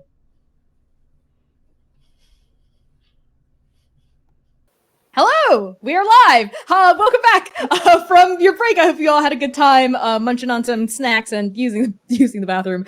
Before we hop right back into the session, a reminder of content warnings for this particular session, because Jiangshi Blood in the Banquet Hall does deal with some horror themes as well as themes about xenophobia, sinophobia, and racism. So content warnings for this particular episode may include racism, xenophobia, microaggressions, generational trauma, creepy vibes, fantasy violence, death, possession, ghosts, guns as weaponry, teenager endangerment, like the level seen in Stranger Things, desecration of graves, zombies, nightmares, visions, hallucinations, deportation/immigration themes, and gentrification. So please take care of yourselves. Your safety is obviously the number one priority. If at any point things in this get kind of intense, please step away from the stream as needed, and trust that we are also using safety tools at the table to facilitate play in the way that we would like to play. So with that out of the way, we're going to hop right back into the session, picking up right where we left off. Wing-Chun. These teenagers are surprisingly extremely competent. You see them bustling through the sprayed down, fire extinguished kitchen, mopping up the foam, changing out the dishes, and chopping up the vegetables, prepping the seafood, prepping the duck, prepping the dumplings, doing everything they need to do to run this kitchen efficiently. And the scion of the Tong clan here, Mary, she helps you take orders, right, and serve between the kitchen and the dining hall, right? Kitchen, dining hall, kitchen, dining hall. And with the support of these teenagers behind you, you're able to continue dinner service in a way that doesn't include burning down the Golden Palace. And I think it's on you working side by side next to this teenager that the other two members of your family come back through the doors on the heels of their conversation with Lao Lao. My good friends, Sing Ha and Gam Hung, there is a distinct lingering smell of something burning in the banquet hall, though you don't see any active fire happening, and you do notice Lao Lao's granddaughter scampering next to Wing-Chun taking orders as you enter. Oh, no. Okay. Oh, hey, you're back. You could have gone for another hour. It's totally fine. Things are running by themselves here. See? They're not running by themselves. They're running with, I am so sorry. And like directs like that towards Mary. Oh, Daddy, hi. I'm just taking some orders. I'll be there in a second. And she has like a notebook up and an apron on and is taking a customer's order. Oh my god. I mean, I love her. Like, seeing how it's conflicted. She's like, oh my god, like this is great. I'm so glad we have help. But also the other part of her is like, shit, that Lala's granddaughter. Like, and so she's like, oh my, and I think she beelines to the kitchen to see. And you see 4 teenagers. 2 of them are on like the cook station, and the other 2 are one of them is prepping, and the other one is dishwashing. Oh my god.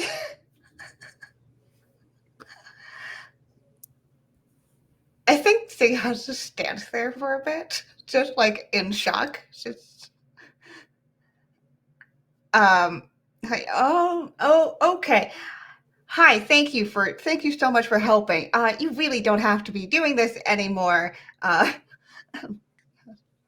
Oh, and the dishwasher, who you recognize as Ping Fei, or his English name is David, kind of raises a soapy gloved hand and waves it at you. Oh, hi there, Sister Tong. We're just, don't mind us. You don't even necessarily have to pay us. We just like hanging out here. I mean, we wouldn't say no to money, but we can discuss later. You'll definitely be fed. Don't worry about that. This is being like, do your parents? Thanks. Do your parents know? Oh, they don't care as long as we just get back before midnight. We did want to hit up the graveyard by the southeast before we went back home, though. But Mary's kind of the ringleader, so she's gonna tell us when we're gonna do that. And she's kind of out working the floor right now. I did notice that.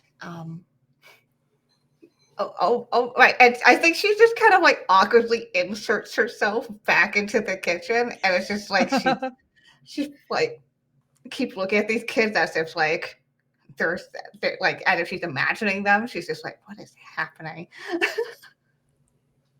Oh, absolutely. And I also definitely noticed that the stove had certainly been on fire at some point.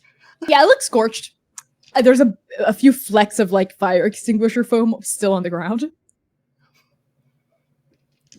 I immediately go to try to clean that up before she could notice, but obviously it's too late. Gam Hong's like actively scrubbing it as you notice. Yeah, it's like what? Yeah. Like we'll like freeze when our eyes meet, and then turn away and just continue scrubbing. All right. We'll talk about this later. So I think the three of you are able to finish out dinner service with the aid of the teenagers who I think you gradually, bit by bit, are able to like get out of the kitchen, right? So they can actually like be children and like enjoy food and not have it's to very work, much just like right? as soon as one of them seems complete with the task, it's like, Mhm. oh right, and now out you go. Yes. And you're able to like shuttle them out like one by one until all of them are back sitting by like a little banquet table that they've held for themselves, holding court in a corner of the Golden Palace with Simeng, Mary, at the front of it, talking to them in excitable but rather hushed tones. Like they're planning something secret but not being really good at keeping it secret. And they all seem really excited. That's what all of you notice. Whenever you get the chance to like peek out into the banquet hall, this corner of teenagers seem extremely eager about whatever they're gonna do later that night. And that phrase sticks in your head, Singha, like the graveyard later tonight. They're gonna go to the graveyard? But there are other things on your mind as well. Your conversations with Lao Lao and Lewis are still swirling in your minds, as well as the tendrils of that strange tentacled beast. And that man, that white foreigner, talking about buying up your property, buying up your livelihood, buying up your home. All of these things are weighing heavy on the consciousness. So I think eventually dinner service starts to peter out. People like start to leave and it's time to start cleaning up. The table of teenagers is the last to pack up. As we're winding down, what do we find the three of you doing? I assume you fill in Wing-Chun about what happened. Yeah, probably. And I think this is probably done as I'm making dinner for us. And I think I'm also making dinner for the kids. I'm making food as like, thank you. Because I do not think we can afford to pay them, but like we can at least feed them. Thanks for helping. So we probably fill Wing-Chun in while this is happening. Well, Singha, it seems like the kids really enjoyed working here. So, I mean, they're all excitable about something. It's probably the restaurant. We cannot give them part-time jobs if we do not have the money to pay them. And we cannot have the money to pay them unless you stop. Stop what? Giving your money away to the next door neighbors. Oh, right. That. My side hustle. Oh yeah, Gugu. My dad says that you still owe him what, like $52? Ah, yeah. $52. I have that, buddy. I just am waiting for it to clear. Uh-huh. Okay, I'll tell my dad that. Okay. Thank you for letting me know. You're welcome. And Simon goes back to like conspiring. At this point, it's definitely after hours, right? I assume Gamhung is the one to like flip the sign over, right, at like the front of the store as you bring out like the last quote unquote service of the night, which is to feed yourselves and the children, the teenagers. And as you come out with this food and you start to sit down and eat and like take a load off, all of you overhear their very eager conversation. And Simung is in the middle of saying, it'll be fine, okay? Like, our parents aren't even really gonna notice because they're all so tired, right? And, you know, I don't have a mom. And you, Vincent, right? Like, your mom and your dad, they're both working, like, double shifts at the factory down the road. And Sarah, you know, your mom also picked up a double shift. And your dad's been, like, out of the country for, like, ever. So we're gonna be okay, all right? And it's not gonna be that big of a deal. We're just gonna go in, see what's happening, and then come back home. Should we be intervening?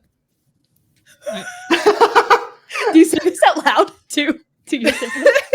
Loud enough that the children can hear, but it's directed towards to Singha and old Gamhung as well, like if Gamhung's like in the scene. Yeah, you're all in like the same banquet hall area. Yeah. It's directed towards the both of you, but the team can actually hear this. Yeah. No intervention necessary, big brother. We're just gonna go, you know, because everyone felt weird tremors last night. And, you know, because of how smart we were able to figure out that they probably came from like the southeast area, just a little southeast of Chinatown. So we're gonna check it out. Yeah. And this is Vincent popping in. And that's kind of where the graveyard is, you know? the Chinatown graveyard.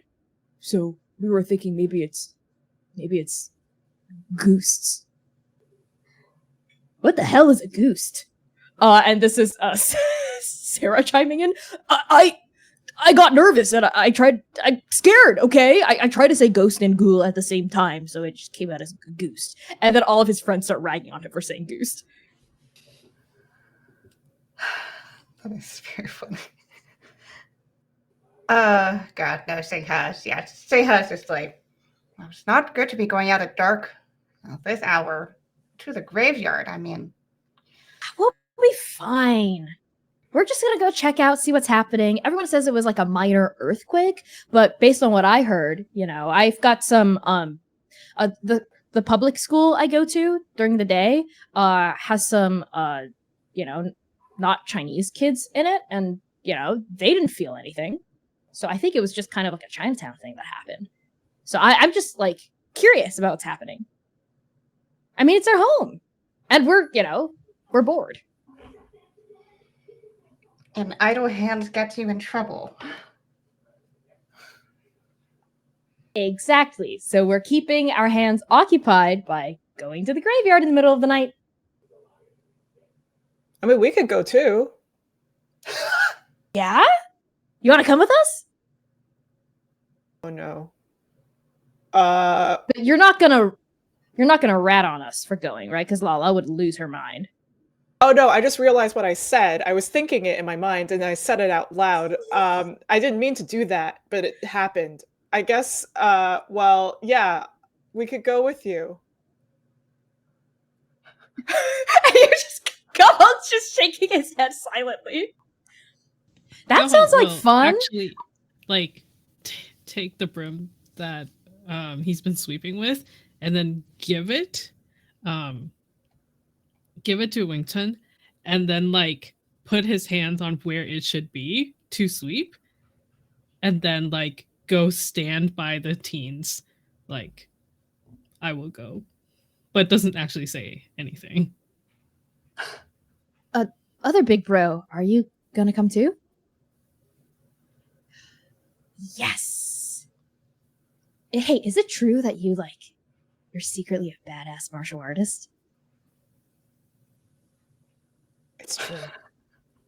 Yeah, is it? It's true. That's totally true. Oh, can you show us some moves? If we run Show into some some geese, maybe we'll kick their butts. What, show No? them the thing that you do. Yeah, show us the thing. What thing? Show us the thing. You did it that one time. Yeah, show us the thing that you did one time. At this point, she has just like to the rescue, just be like, now, if we're going to go, I will have to come with you to make sure that none of you do anything too disrespectful, right? Yeah, definitely. No, it's not safe for you. Singha can handle her own.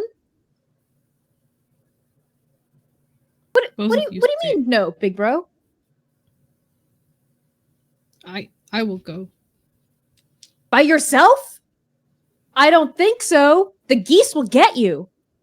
It's not geese, it's ghosts and ghouls. Goads, damn it. And they all start making fun of Vincent for saying goads.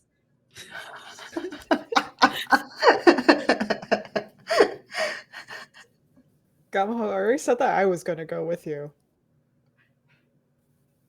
You'll die first. Die? Wait, what? What? Wait, none of us are talking about die. What? It's disrespectful. Wait. Big bro, do you think there are actual real ghosts there? It's the ancestors. Why would you think I would die first? Gaga, let's not kid ourselves. Hunk just glances at the kitchen where a faint scent of like burnt stove is still wafting.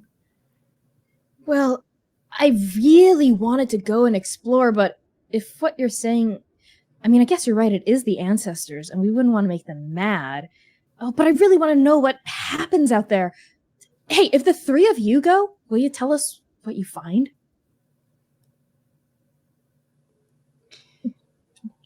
Seriously, Mary? I really wanted to go. I had like a little candle packed, and a knife. And Sarah pulls out a knife, like a paring knife. Sarah, what good is a paring knife gonna do against a ghost? I don't know. Okay. Sarah puts it away. Okay, fine. Well, I guess we're all pretty tired from doing dishes and sweeping and serving and, doing manual labor. So I guess we could maybe take it easy tonight. But if the three of you go, you have to promise us you're going to tell us exactly what happened last night. Tomorrow. Yeah. Everything. We're definitely going to go. Gaga, look me in the eye and say you're definitely going to go tonight. Yeah, we're going to go. Are you lying? Yes. Yeah. Simon squints at you and says, what I didn't mention about what my father said about you owing him $52 is that he also mentioned breaking your kneecaps. Okay, I guess we're going tonight, to the right? cemetery. Okay. Yep. She like Mary leans back into her seat and looks satisfied. So, I asked the three of you as a GM, are you going to the graveyard in the dead of night tonight? Okay, so the thing is that Singha is not going to let Gao Hong go by himself. That's like unacceptable to her. She's like, no. Protective sister mode engaged. Mm-hmm. And I guess Wing-Chun has to go because of the threat of kneecaps. Yep. Guess we'll have to go. Okay. So the three of you tidy up your business here. You send the teens back, the terrible teens, back to their homes, right? Making sure that they don't each like a piece of candy before they go. Aw, like one of those little melon candies before they became wrapped in plastic, because this was before plastic was invented. Yeah. Excellent. Yeah, those little like pieces of melon candy, you hand it to them. They're really into it. They also bring home like extra food that you had all like made for them. They like pack it in these little containers and they go take it home. And after you say goodbye to them, you shut down the business, you like close and lock the doors. And as you step out into the street, like a dark chill has settled over the boulevards of Chinatown. There are a couple of like street lamps flickering, but like some of them are out. Chinatown has never exactly been the Boston government's top priority when it comes to filling potholes and making sure all the infrastructure is up to snuff. And there's like a couple of pieces of trash littering around that the early morning trash pickers and street sweepers will no doubt clean up after just like the busy day of commerce and culture and exchange here in Chinatown. But as the teens had mentioned, you are aware, all of you know what the Zhulong burying ground is and where it's located. It's kind of to the southeast of Chinatown, near-ish to the Boston Common, where there's more greenery in the midst of this urban sprawl. And it is where many of Chinatown's dead are buried. Separate from, like, away from where white people are allowed to be interred. So what do we see as the three of you set off toward the Zhulong burying ground? I think Hong would actually ask the other two, like, if they have family buried there, and then basically bring like fruits to offer to them. Yeah, I think Singha's parents are buried there. Mm-hmm. Yeah, I think what about Wing-Chun Wing-Chun as well. Mm-hmm. Yeah, Wing-Chun has his parents buried there as well.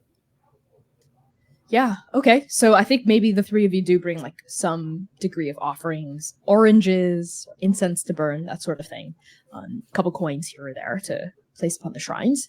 And as you make your way out of the beating heart of Chinatown, kind of toward the southeastern outskirts of it, you start making your way out of gray, hard, rain-soaked pavements up toward like a grassy kind of knoll, as well as these low wrought iron fences that rise to demarcate the beginning of the cemetery and the end of like the city square of Chinatown.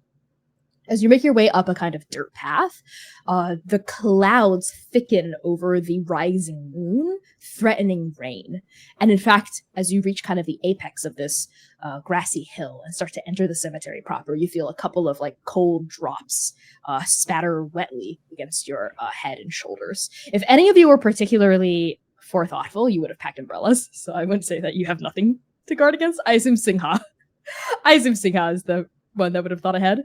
But it's just Mamaoyu right now, just a little drizzle, nothing hard, no downpour. Just a couple of caterpillar kisses here and there on your heads and shoulders. And then you reach the first rows of the graveyards. You see tombstones rising out of the earth, gray, regal, and stately. A couple of them who were able to have family that scrounged together more than just a little bit of money also even have the deceased's likeness engraved upon the tombstone, and the particularly fancy ones have like wider offering tables, almost like miniature shrines set next to each other. You all also notice something rather out of place. In the darkness, in the near distance, part of it obscured by the divot of a hill, because as the hill starts to crest downward, you only see the top of the structure. Something that looks vaguely mechanical, like a large machine of some kind. There's like a flat steel top that then titrates downward, and there's a bit of glass glimmering against it. But the rest of it is hidden by the curve of the hill. It's deeper within the cemetery. Other than that, completely still. What do the three of you do?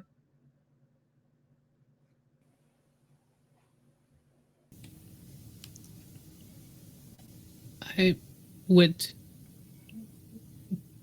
go and offer the offerings first, because that's the respectful thing to do. So Absolutely. I mean, I wouldn't say any of that. I would just look at Singha expectantly, like, and then like holding the offerings. Yeah, I think Singha will be just like we'll join in and do the appropriate offerings to her parents. Yeah, same here. Yeah, also because Mhm. I don't have any family here. So Mm. I'm just bringing along what you would be offering. Yeah, makes sense. Absolutely. Yeah, I think all of the two of you have family buried farther down the hill, so you don't have to crest it quite yet. So you're able to pay your respects, put offerings down, and pray a little bit to the ancestors. So what offerings exactly are you placing upon your parents' shrines? I think it is the fruit, and then like Mhm. 2 coins, and then the incense is, I think, having to like cover it with a Mhm. hand from the rain, just enough to light it. I Yeah. like that a lot. I think I offer a little bit of moonshine that I had in like a little cup, leave it there, and some fruit. Mm. And what about Gamhong? I just carried the things, but Sure. now that they're offering, I think I will also pay my respects, because they're the elders of people that I'm close with, and people who have ostensibly like taken me in and like Mhm. sheltered me and stuff. So yeah, pay my respects. But I also think that I do it, and then I very quickly stand up, and then I'm like very alert to anything that's around us. Mm. Yeah, I think as soon as the three of you are done praying and offering your respects and you stand, you're kind of opening your ears and your eyes, taking in as much stimuli as you can before moving onward. And as all of you straighten up, you start to feel the ground shake. And there is a noise, like a rather loud, ugly kind of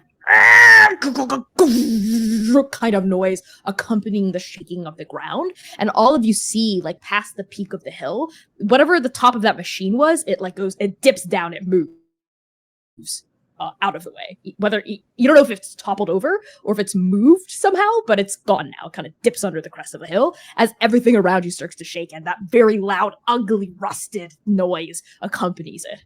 What did the three of you do? Oh boy. Seeing how it's not running in first, I will say that just based on who she is. Wing-Chun definitely runs. Away? Away. Okay, that's totally fine. Wing-Chun, you're like, fuck this. And you turn and you start to book it back toward Chinatown. What about Gamhung? Seeing that Wing-Chun has like run away, I'm like, good. And then I head up to investigate, like, over the hill. Okay. Yeah. Sing-Ha, do you follow Wing-Chun or do you follow Gamhung? So here's the thing. Sing-Ha's like, oh shit. They've gone separate ways. Wing-Chun technically needs more protection because she knows that Gamhung can handle himself, but also Wing-Chun is the one running away to safety, and Gamhung's running towards the danger. And I think her calculus goes, okay, I'm gonna go towards Gamhung and just like follow him. And okay. Oh my gosh! If I I noticed you coming like along, and I'm like just gesturing for you to go. It's just like, what do you mean? You're the one. That's dangerous. Running and slapping silently. I love this. But you accompany Gamhung toward the source of the danger, which, as soon as you crest the hill and start to go down it, you see what that thing was, that structure, that machine. I don't know if any of you have, I don't think either of you have seen it up close before, but you have, while ambulating about Boston, seen similar machines from a distance. And this might be anachronistic of me, so if they weren't invented by the 1920s, I am so sorry, but it's happening now. It is a bulldozer. There is like a big, like, ugly shovel with teeth at the bottom and some kind of figure inside driving it. But from this distance, you don't know who it is or what they might be looking like or dressed like. They are piloting the bulldozer and running over graves. And the teeth is digging into the dirt and pulling up tombstones and excavating big piles of dirt to the point where you can see like coffins, like the bare surfaces of coffins beginning to be exposed, and or just like the flesh of bodies if they were just buried directly in. You also see to the bulldozer's west a big pile of earth from the previous night's excavations, and the trembling you felt in your dream and physically starts to make sense. This machine has been at it for at least one night already and is doing it again tonight. Like a quarter of the graves at the bottom of this hill have already been excavated, and whoever's in it continues to drive. Okay. And does it look like anyone else is around? As you cast your gaze around, you see 3 points of movement. One is under the shade of a maple tree. You see a man standing there, and he seems to be shouting at the bulldozer, but it's so fucking loud that you can't hear exactly what he's shouting or what he's saying, but you do recognize him. It's that white foreigner who came into the restaurant earlier today. And he's shouting at the bulldozer, like waving his arms and like making some sort of gesture. And the other 2 points of movement are coming out of the ground. Wing-Chun, as you flee back toward Chinatown, something clenches around your ankle and you fall to the ground. I turn around and I assume it's one of my siblings because why not, right? Maybe they're pulling a prank on me or something.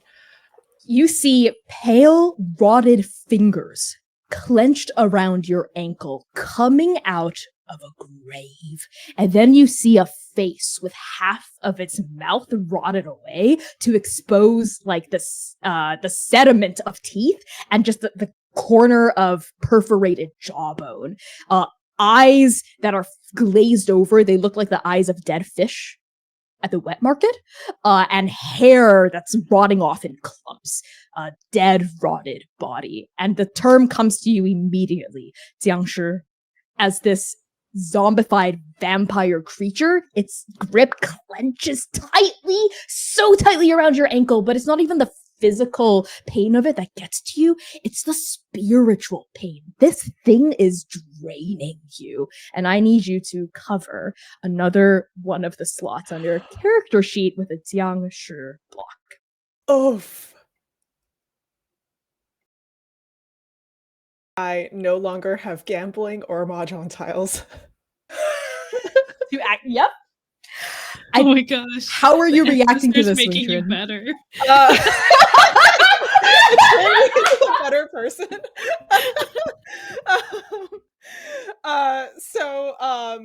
I am drained. I'm tired. And I think I'm just like feeling the ground for something that I can use to push this Jiangshi like away from me. Mm-hmm. Yeah, there are offerings from shrines nearby. Oh. There are loose clumps of dirt. I really have. Yeah, okay. I grab some clementines. I grab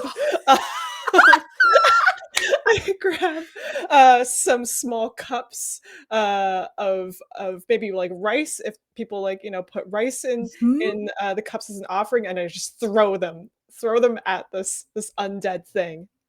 You grab sacred offerings off of ancestral shrines and you chuck them at this thing. A clementine bounces off of its head, right? A bowl of rice scatters across its face. You see a couple of slightly stale clumps of rice fall into its open mouth. They look like maggots squirming on its rotted tongue as it continues to clamber out of the grave at you.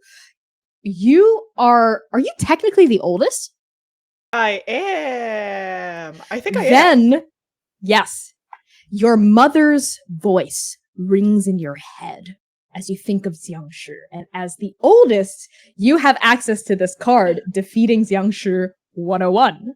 And you hear her voice ring out, saying these pieces of lesson toward you. At the sound of a rooster's call, the Jiangshi retreats. Jiangshi are afraid of their own reflection, but only in psychically cleansed mirrors. Vinegar's acidity is toxic to the skin of a Jiangshi. Uncooked rice stops a Jiangshi in its tracks. That rice has been cooked. Psychic spells immobilize the Jiangshi. And finally, hold your breath, child, if you don't want to be sensed by a Jiangshi. And then those lessons kind of fade away as this thing continues to crawl out of the grave. And now you are hearing shifting coming from the graves of the shrines you have disturbed. I let out a crow, trying to imitate a rooster. Roll for it. I need that roll. And we are cutting one from the pool because this is a one shot. And every time we roll, I'm going to cut one from the pool. So I got that is 3 8s. You got 3 8s? Yes. What the Okay, that is a success. Give me your rooster crow. I need you to do it, Banana. I need you to do it for Wing-Chun. Wait, what do roosters sound like again? They sound like Okay, you make the crowing noise of a rooster. Because that is a positive, that is a success with something good happening. There is a pause. As this Jiangshi freezes and like lets go of your ankle.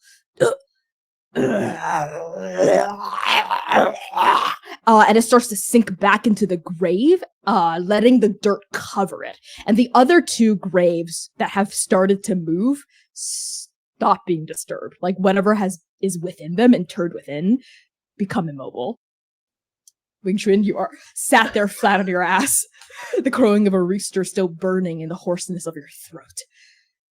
And then we pan across the hill to find our other two lovely heroes. So Singha and Gamhong. The other 2 points of movement are directly beside this man. He doesn't seem to notice it. But the 2 of you, before your very eyes, you see hands shoot out of the dirt, and 2 Jiangshi start to claw themselves out of where they've been interred. You see rotted clothes hanging from gray, filthy skin, clods of dirt mounted within missing chunks of scalp. Quite horrifying. What do the 2 of you do?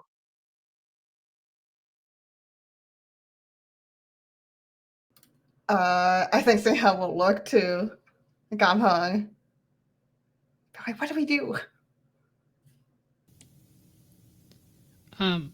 Okay. I think Aho will like take a moment and put both hands on Singha's shoulders and say, "Stay here," and then we'll probably just like. I don't think I brought anything. Oh, take a coin out of his pocket and is like a little sad about it because it's a lot of his income and savings, and I think we'll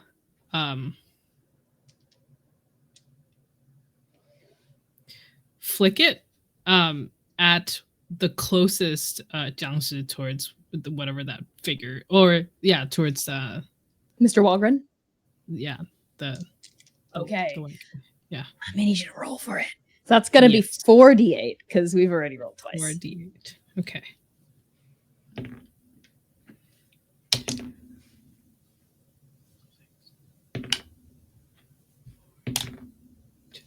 Okay, it's 2, 6, 4, and 2. 2, 6, 4, and 2. You cut the 6 from the 4, so it's a 2. So the highest you get is a 2, which is a negative. That is a failure with something bad happening. So what does it look like as you're rushing down and flicking the coin toward the closest youngster? I mean, I feel like I definitely end up flicking the guy instead. I think I missed. Yes. And I'll give you, and I forgot to give this to you as well, Banana. Both you and Gamhung will have a gold D8 that you can add to your pool for failing. That's an individual D8 that you can spend. But as you flick the coin, it misses its arc. It goes over the Jiangshi's head. In fact, Gamhung, you know your aim to be true. You are not a man of many words. You're not super charismatic. That's never been your thing. You keep your head down. You do the work. You make money. But something you are undeniably fucking good at is fighting. So it is not you that missed. Something in the air, a bad omen. You hear Lalao's voice swirl in your head, redirects the trajectory of the coin upward and slams it with the power of like a rock in a slingshot against the side of Mr. Wagren's head. And he just falls. I don't know if you've ever seen someone get clocked in the head with a rock. They don't stumble backward. If they've truly been knocked out with that hit, they drop. They drop like a sack of bricks. He's in the middle of shouting and then he just goes down. Like he's been completely shut off from all organic systems within his body. And then the Jiangshi are upon him. Singha. As Gamhung covers a slot with a Jiangshi card, as that mystic energy that had redirected it seems to take a toll on you, right? You're drained by the effort of missing him, even though you didn't want to. Singha, you see this man drop as the bulldozer continues onward and keeps ripping graves up. And with each new grave that's ripped up, you see more Jiangshi start to surface from the earth. But whoever's in the bulldozer either doesn't notice or doesn't care. The former is more likely it's super fucking loud, and whoever's operating it likely has tunnel vision. What do you do? I know that Gamhung just told me to stay put, but that's not happening right now. And I think that she starts booking it towards the bulldozer. Okay. Yeah. Are you? You are aware and you can as a player above the table, Yeah. that if timely action is not taken to save Mr. Walgren, his fate is very grim indeed. Yeah, unfortunately, she's very protective about her people and not really about this random white man that showed up and threatened the neighborhood. So, Okay. I leave. Excellent. You're like, okay, yeah, I love it. I love this decision. You run toward the bulldozer. As you're booking it down the hill, you run past Gamhung. And as you approach the bulldozer, the figure that's driving it becomes clearer and clearer and clearer. You see a Western-style suit. You see hair that's shaved on one side. You see the hair slicked back. And you see Lewis, Lao Lao's son. At this point, I think she's just like screams at the top of her lungs, "Lewis, you fucking idiot!"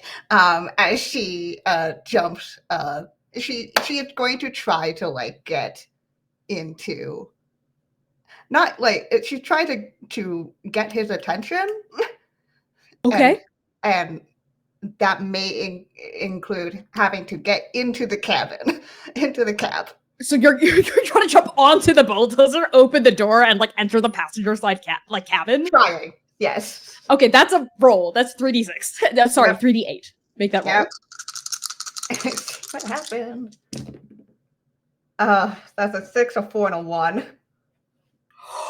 So the 4 cancels out the 6. Good news, you get a d8.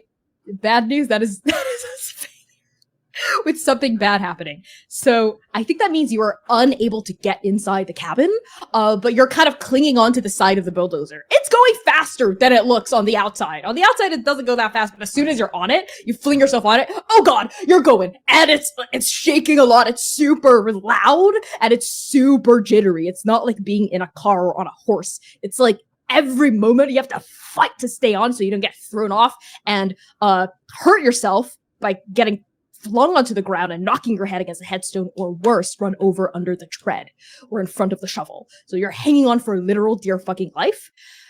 Lewis notices you. He has those like big ear muffle headphones on, but he kind of turns as you thump on and like double takes, and like his eyes go wide with shock. And then you see, as the ground is flitting past your feet, hands shoot out one by one by one by one as Jiangshi feel you're passing and are grasping at you. You see them start to climb out of their graves. So many of them. This is a literal propagation field for Jiangshi. They're coming out, popping up like worms after a storm. After a much-needed storm waters parched lands, they're popping up like rotted worms, and they're starting to crawl with surprising dexterity and speed onto their feet, and instead of running towards you, they are hopping. And there's something about the strange, jittery way that they hop that makes it more eerie than if they just stumbled or even ran towards you. They're hopping toward you, and they're starting to catch up. And I think you can see the Jiangshi in like the big rear view mirror that's poking out from the side of the bulldozer. And I need you to cover one of your slots with the Jiangshi card from the psychological horror of seeing this happen. Sounds good. Oh boy. Wing-Chun. As the last of the rooster's call leaves your throat, and these 3 Jiangshi go back to being undisturbed for now. You hear that bulldozer noise get louder and louder, and you know that even though you were loud enough to save yourself here, that rooster's call was not quite loud enough to cut over the roaring of the bulldozer. If you want to attempt this trick again, you have to get that thing to shut up. Also, your family hasn't followed you yet. They've gone over the hill and they haven't come back so far. What do you do? I should go get them. Now that I know that I have this superpower within me, I should probably head towards my family, try to save them, use the rooster call that I just did, try to replicate it. I'm sure it'll work a second time. That is so funny. Okay, yeah, you pull yourself onto your feet, you run up to the top of the hill, and you pause there, taking in your surroundings. You see everything I've just described. You see Gamhung standing kind of midway down the hill with one hand flung out. You come up just in time to see Mr. I keep forgetting this white guy's name. He's like, it's like the one Walgreens. It's not Walgreens. It's one E short of Walgreen. It's Walgren. You see Walgren in the middle of falling to the ground as like 3 Jiangshi come upon him, and you see your sister, Singha, launch herself onto a bulldozer as dozens of Jiangshi start popping out of graves and hopping after her and the bulldozer. I am going to go over to Gamhong and just say, "Hey, what happened? What's going on?" They're all coming. They're all coming out. All the Jiangshi. We have to go help Singha, and then Okay. I am gonna try to go and save Mr. Walgren. You're gonna say, okay, you're gonna save this white guy? Okay. Okay. I mean, your decision. I respect it. I figured out a way to scare the Jiangshi away. Great. Okay. Do you want to see? It's kind of cool. I'm already running away. Okay. You shout after Gamhong as he's kicking it toward Walgren. All right. Well, I'll see you later. I'm gonna run towards the thing, the mechanical thing that I don't know is a bulldozer yet, but it's a mechanical thing. I'm gonna run towards it. I'm gonna save our sister. I think Gamhong is out of earshot at this point because he's continuing to run as you're shouting this after him. I'm a very fast runner. Yeah, he's a runner, he's a track star. Gamhong gets to the bottom of the hill, is like booking it toward Walgren. Wing-Chun, you turn your sights on the bulldozer. What do? I crow at the bulldozer. Roll 2d8. Oh, it's We're 2D8? down, I think it's 3d8. 3d8. We're down to 3d8. Oh, is it 3? Okay, 3. Okay, think I it's got 3, one yeah. individual die as well. Oh, You shoot. can spend it if you want Oh, to shoot. replace the highest roll. I got a 2. I got a 2. Okay. You want to spend the individual die? I kind of want to save it for later. Okay. Let me see what I can do. The only thing that could probably help me is psychic, but I don't, or actor. Yeah. Do you want to use my martial arts? Can I use my actor facet and pretend to be Gamhong and try to do some martial arts on the bulldozer? On the bulldozer? Are you trying to like gonna, disable this machine? Yeah, I'm gonna try and like jump on it or something and like get Lewis out of the seat and stop the bulldozer. Okay, is that a separate roll for that facet? That is a separate roll, yes. Okay, you know what? Go for it. Okay, so I'm gonna. Is it still okay if I use the 3d6 or 3d8? Go for it. Yeah, that's totally fine. That's totally fine. I got a 6. That is somewhat positive. That's good. Success with something bad happening. So you successfully disable the bulldozer, I guess. How do you do that? So I run up the bulldozer and I'm just like climbing up this thing, and I go into the seat, kick Lewis out of it, and somehow manage to stop it. I don't know. I'm just like pressing buttons. You're pressing sheer luck. So you have no martial arts training, okay? You don't know jack shit about martial arts, but you've seen Gamhong do it. So you're like, how hard can it be? I can imitate. You're on adrenaline right now. You're on sheer adrenaline and sheer like male can do. So you run up the side of this fucking bulldozer like the spirit of something has seized you, right? You do like a sick backflip into the cabin and you kick Lewis out of like the window. He goes past Singha and falls onto the ground, right? As the bulldozer continues onward, you just grab random levers and you mash random buttons and you stomp onto random pedals and it somehow screeches to a halt. It continues idling. You haven't shut it off. It's guttering, but it stops moving. Here's the something bad that happens. You and Singha in the new silence, right? That's only punctuated by a of the idling bulldozer. You hear Lewis go, "Oh my god!" as the dozens of hopping Jiangshi descend upon him. Oops. We go back to Gamheng. Gamheng! You see 3 Jiangshi. They have pinned Mr. Wagrin to the ground. And they are not biting onto him, but they're like something even worse than biting. They're like smelling him, and they're licking him, and they're grabbing onto his limbs. And you can see what little color is in his pale cheeks draining from his skin and body. And you can see before your very eyes his like thick brown hair starting to turn white at the roots. And you see wrinkles beginning to form on his skin. What do you do?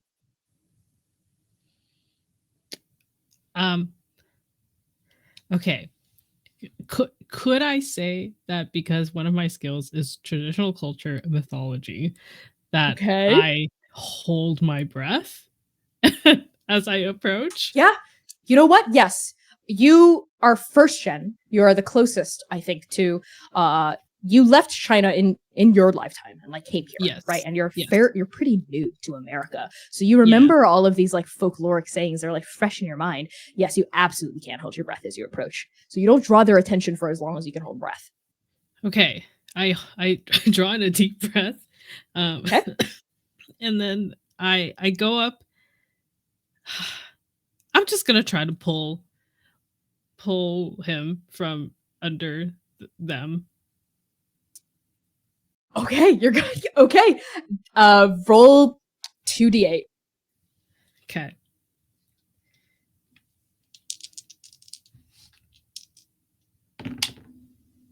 Okay, that's a 2 and an 8. That's an 8! That's an 8! That is a positive success with something good happening! Yes, come on! Yeah. What does it look like as you pull Mr. Walgren away from the Jiangshi without even getting their attention? Okay. I think maybe I'll do it in a smarter way then. I Okay. will like I'm actually going to like let go of my breath and then like take another deep breath while I'm like closer to them, so then their attention turns to me. And then Yeah. as they like approach me, I hold my breath again and then like run beside them and then just like start dragging him away. That's really smart. As you let go and then taking that intake of breath, we see from the Jiangshi's perspective, they pause and then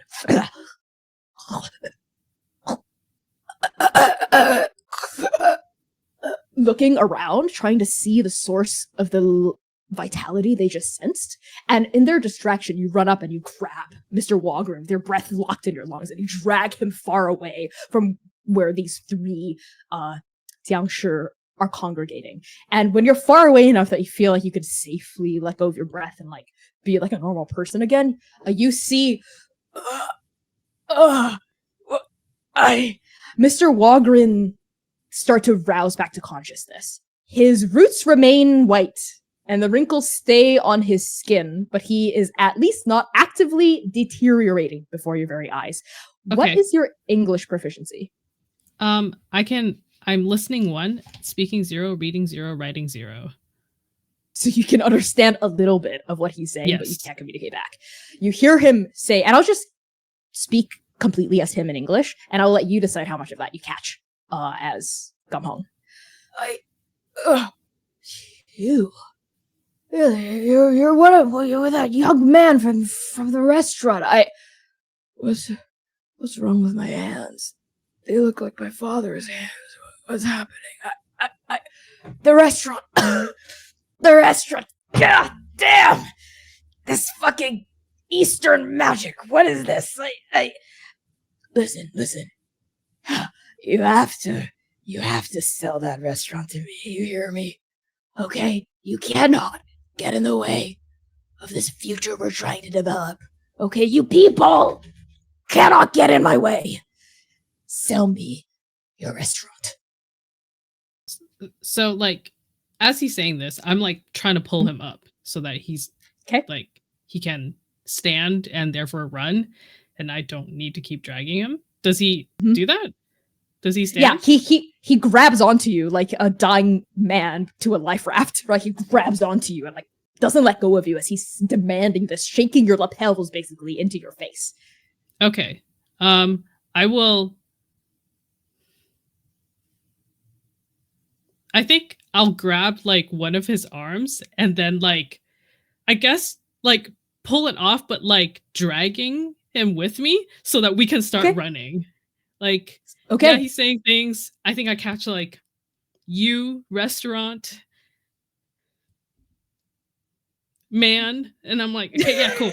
Yeah, that's me. I don't say any of that. So then I'm just like, okay, yes, you know who I am. Let's run. And he's shouting things. I don't know. It's time to go. So totally, yeah. You're like letting him just babble. You're just trying to get him out of literal fucking active danger right now. So you're like dragging him kind of up the hill away from the cemetery, and we pan back to the bulldozer, and a small mountain of hopping vampires has descended upon Lewis.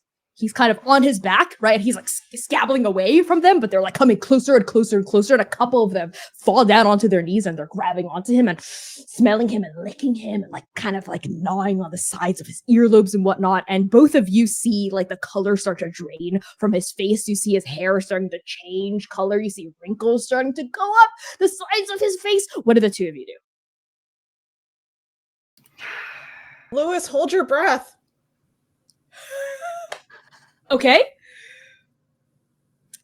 Lewis looks at it. What are you talking about? Get him off of me! And you know that Lewis is very recalcitrant, very reticent to listen to folk knowledge. Singha, what should we do? Lala will be very sad if we do not do anything to intervene in this death of her son. So maybe I am going to... Yeah. You know, that is a thing. I'm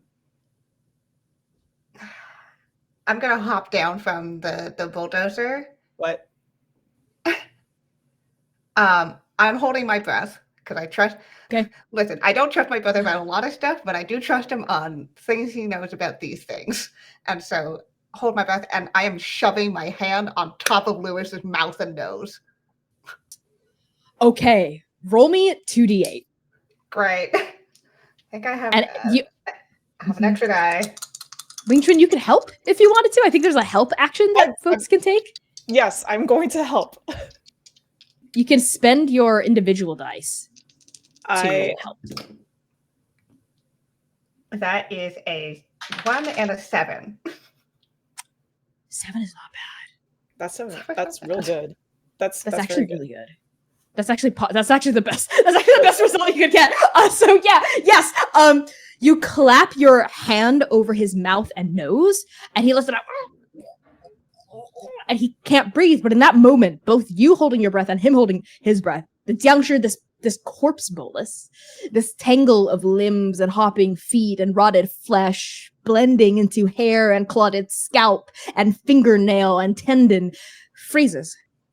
The sound of hopping vampires all freeze. They all stop hopping at once.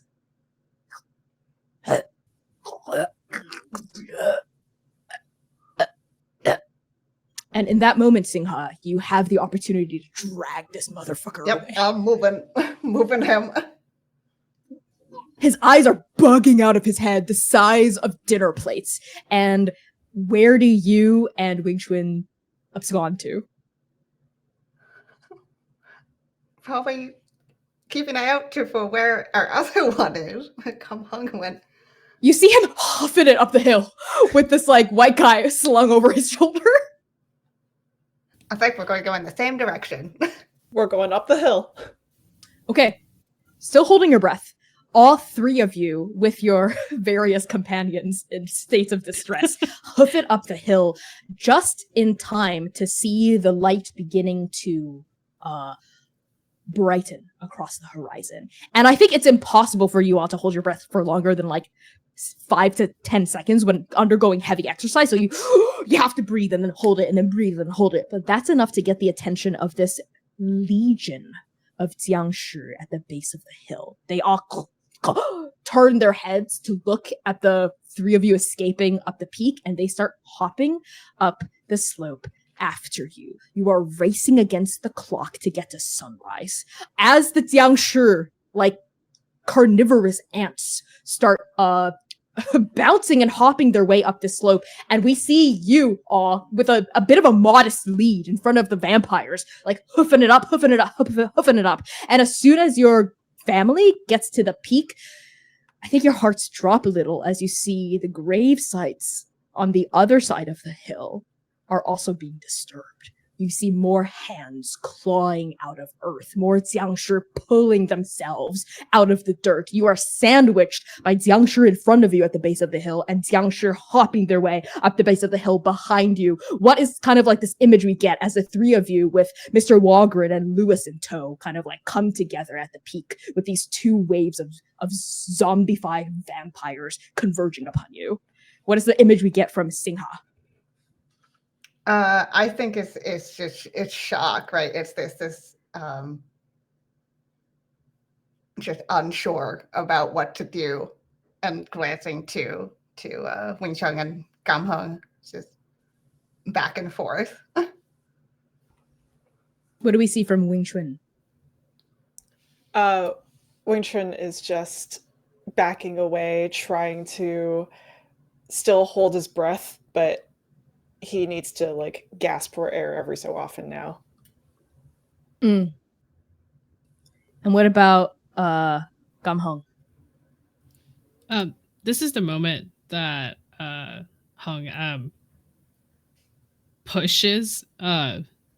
Walgren in front of Singha and Wing-Chun, and so that if they were to get here, they would get him first. You're selfless, but not that selfless. Like pushes him there and like holds him there. What are you? No, it can't end like this. No. You know who I am? I'm from the Walgren family. I'm part of the development company. This can't end for me like this. And Lewis is going like, and for the first time since any of you have known Lewis, he starts praying in Chinese. He starts praying to his ancestors in Chinese, which is a tradition he's left behind that he's sworn that he would leave behind. He's speaking Cantonese. He's fallen to his knees and he's pressing his head against the dirt and he's praying and praying and praying. And just as the hopping vampires start to crest the peak toward all three of you, the sun rises. And as the rays of the sun come down and kiss the peak, all of you also hear from the distance roosters cawing, right? Illegally kept by Chinatown's residents, of course. But we hear the roosters cawing and the Jiangshi freeze, hands inches away from Lewis's perfectly primed silk tie.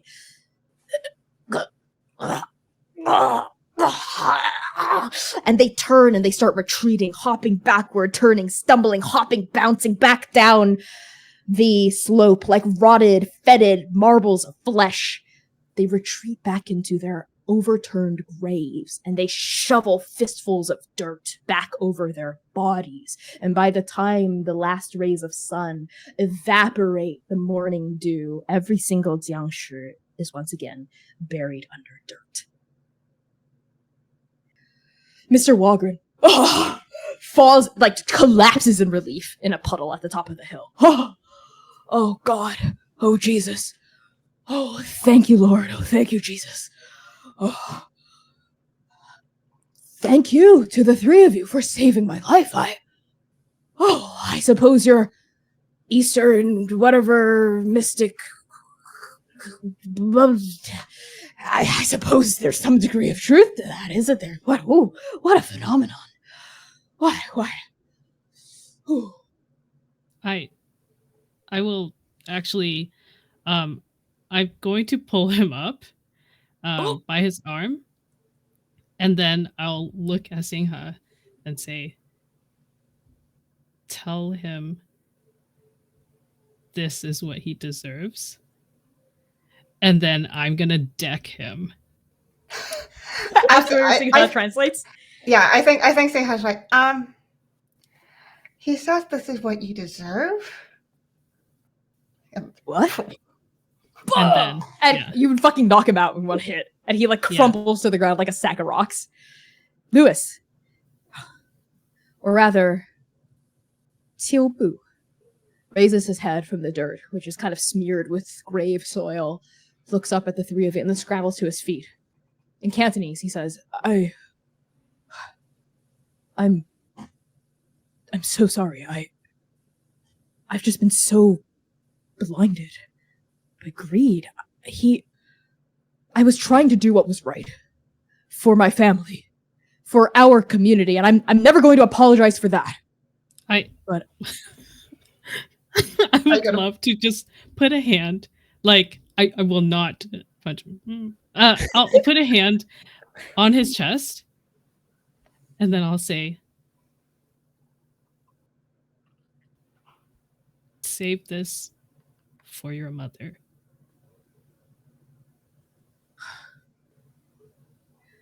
Yes, I will. I thought that was gonna skin me alive. And Tilbu hangs his head in shame. Hey, Tubu, while you're at it, can you, since we kind of saved the community and all, you think you could sort of get rid of my debts?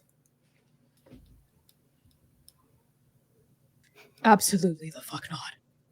And we're going to end the session there. So thank you so much for tuning in to Jiangshi Blood in the Banquet Hall. I have been your game master, Connie Chang. My pronouns are they, he, and she. You can find me across the internet at by Connie Chang, namely Twitter and TikTok and Blue Sky. I'm going to pass along introductions to Banana Chan. Thank you so much for running this game. Thank you, everyone, for having us and for having me on the show. I've been Banana Chan, she, they, he. You can find me on Twitter, Instagram, Blue Sky, all of the social media at Banana Chan Games. And you can find Jiangshi Blood in the Banquet Hall on the IPR website, the Indie Press Revolution website. And check it out. Excellent. Let's pass it over to Kienna. Hi, I'm Kienna. I've been such a joy to play with everyone today. You can find me all over the internet as at Kienna, as I do a lot of writing and designing for different games. And if you're looking for someone to write and design for your games, I'm available for work. But this was so much fun, and I'm really glad to have played with all y'all. And definitely check out the game. It's a cool game. It's very good. It is excellent. I can vouch. Agatha. I am Agatha. I've been Agatha as well as the character that I already forgot the name of, as well as Gong. That's me. My pronouns are she, her, and you can find me on Twitter and on itch.io at Mighty Shrimp with 2 Y's. But you could also find me on Blue Sky with only 1 Y with Mighty Shrimp. I know that's bad branding, but I hold out hope that someday whoever took Mighty Shrimp from me with 1 Y will get rid of their account. Anyway, that's me. Thank you so much for GMing, and thank you so much for hosting this stream. Yes, of course. And speaking of the incredible host, Mark, if you'd like to spiel us out, talk about this channel, how amazing it is. Thank you so much for providing the space for us to play this as an all-Asian cast. This heals something in my soul to have this white guy, this terrible white guy, get punched the fuck out. Let me make sure I can be heard on stream. And stream here, Mark. You're very faint. You're audible, but very faint. Yes. I'm also listening to the stream on the side. Mark is too soft. I've been called that a lot ever since I was born. They said I was too soft for reality. I think you're a little louder now. Am I louder? Okay.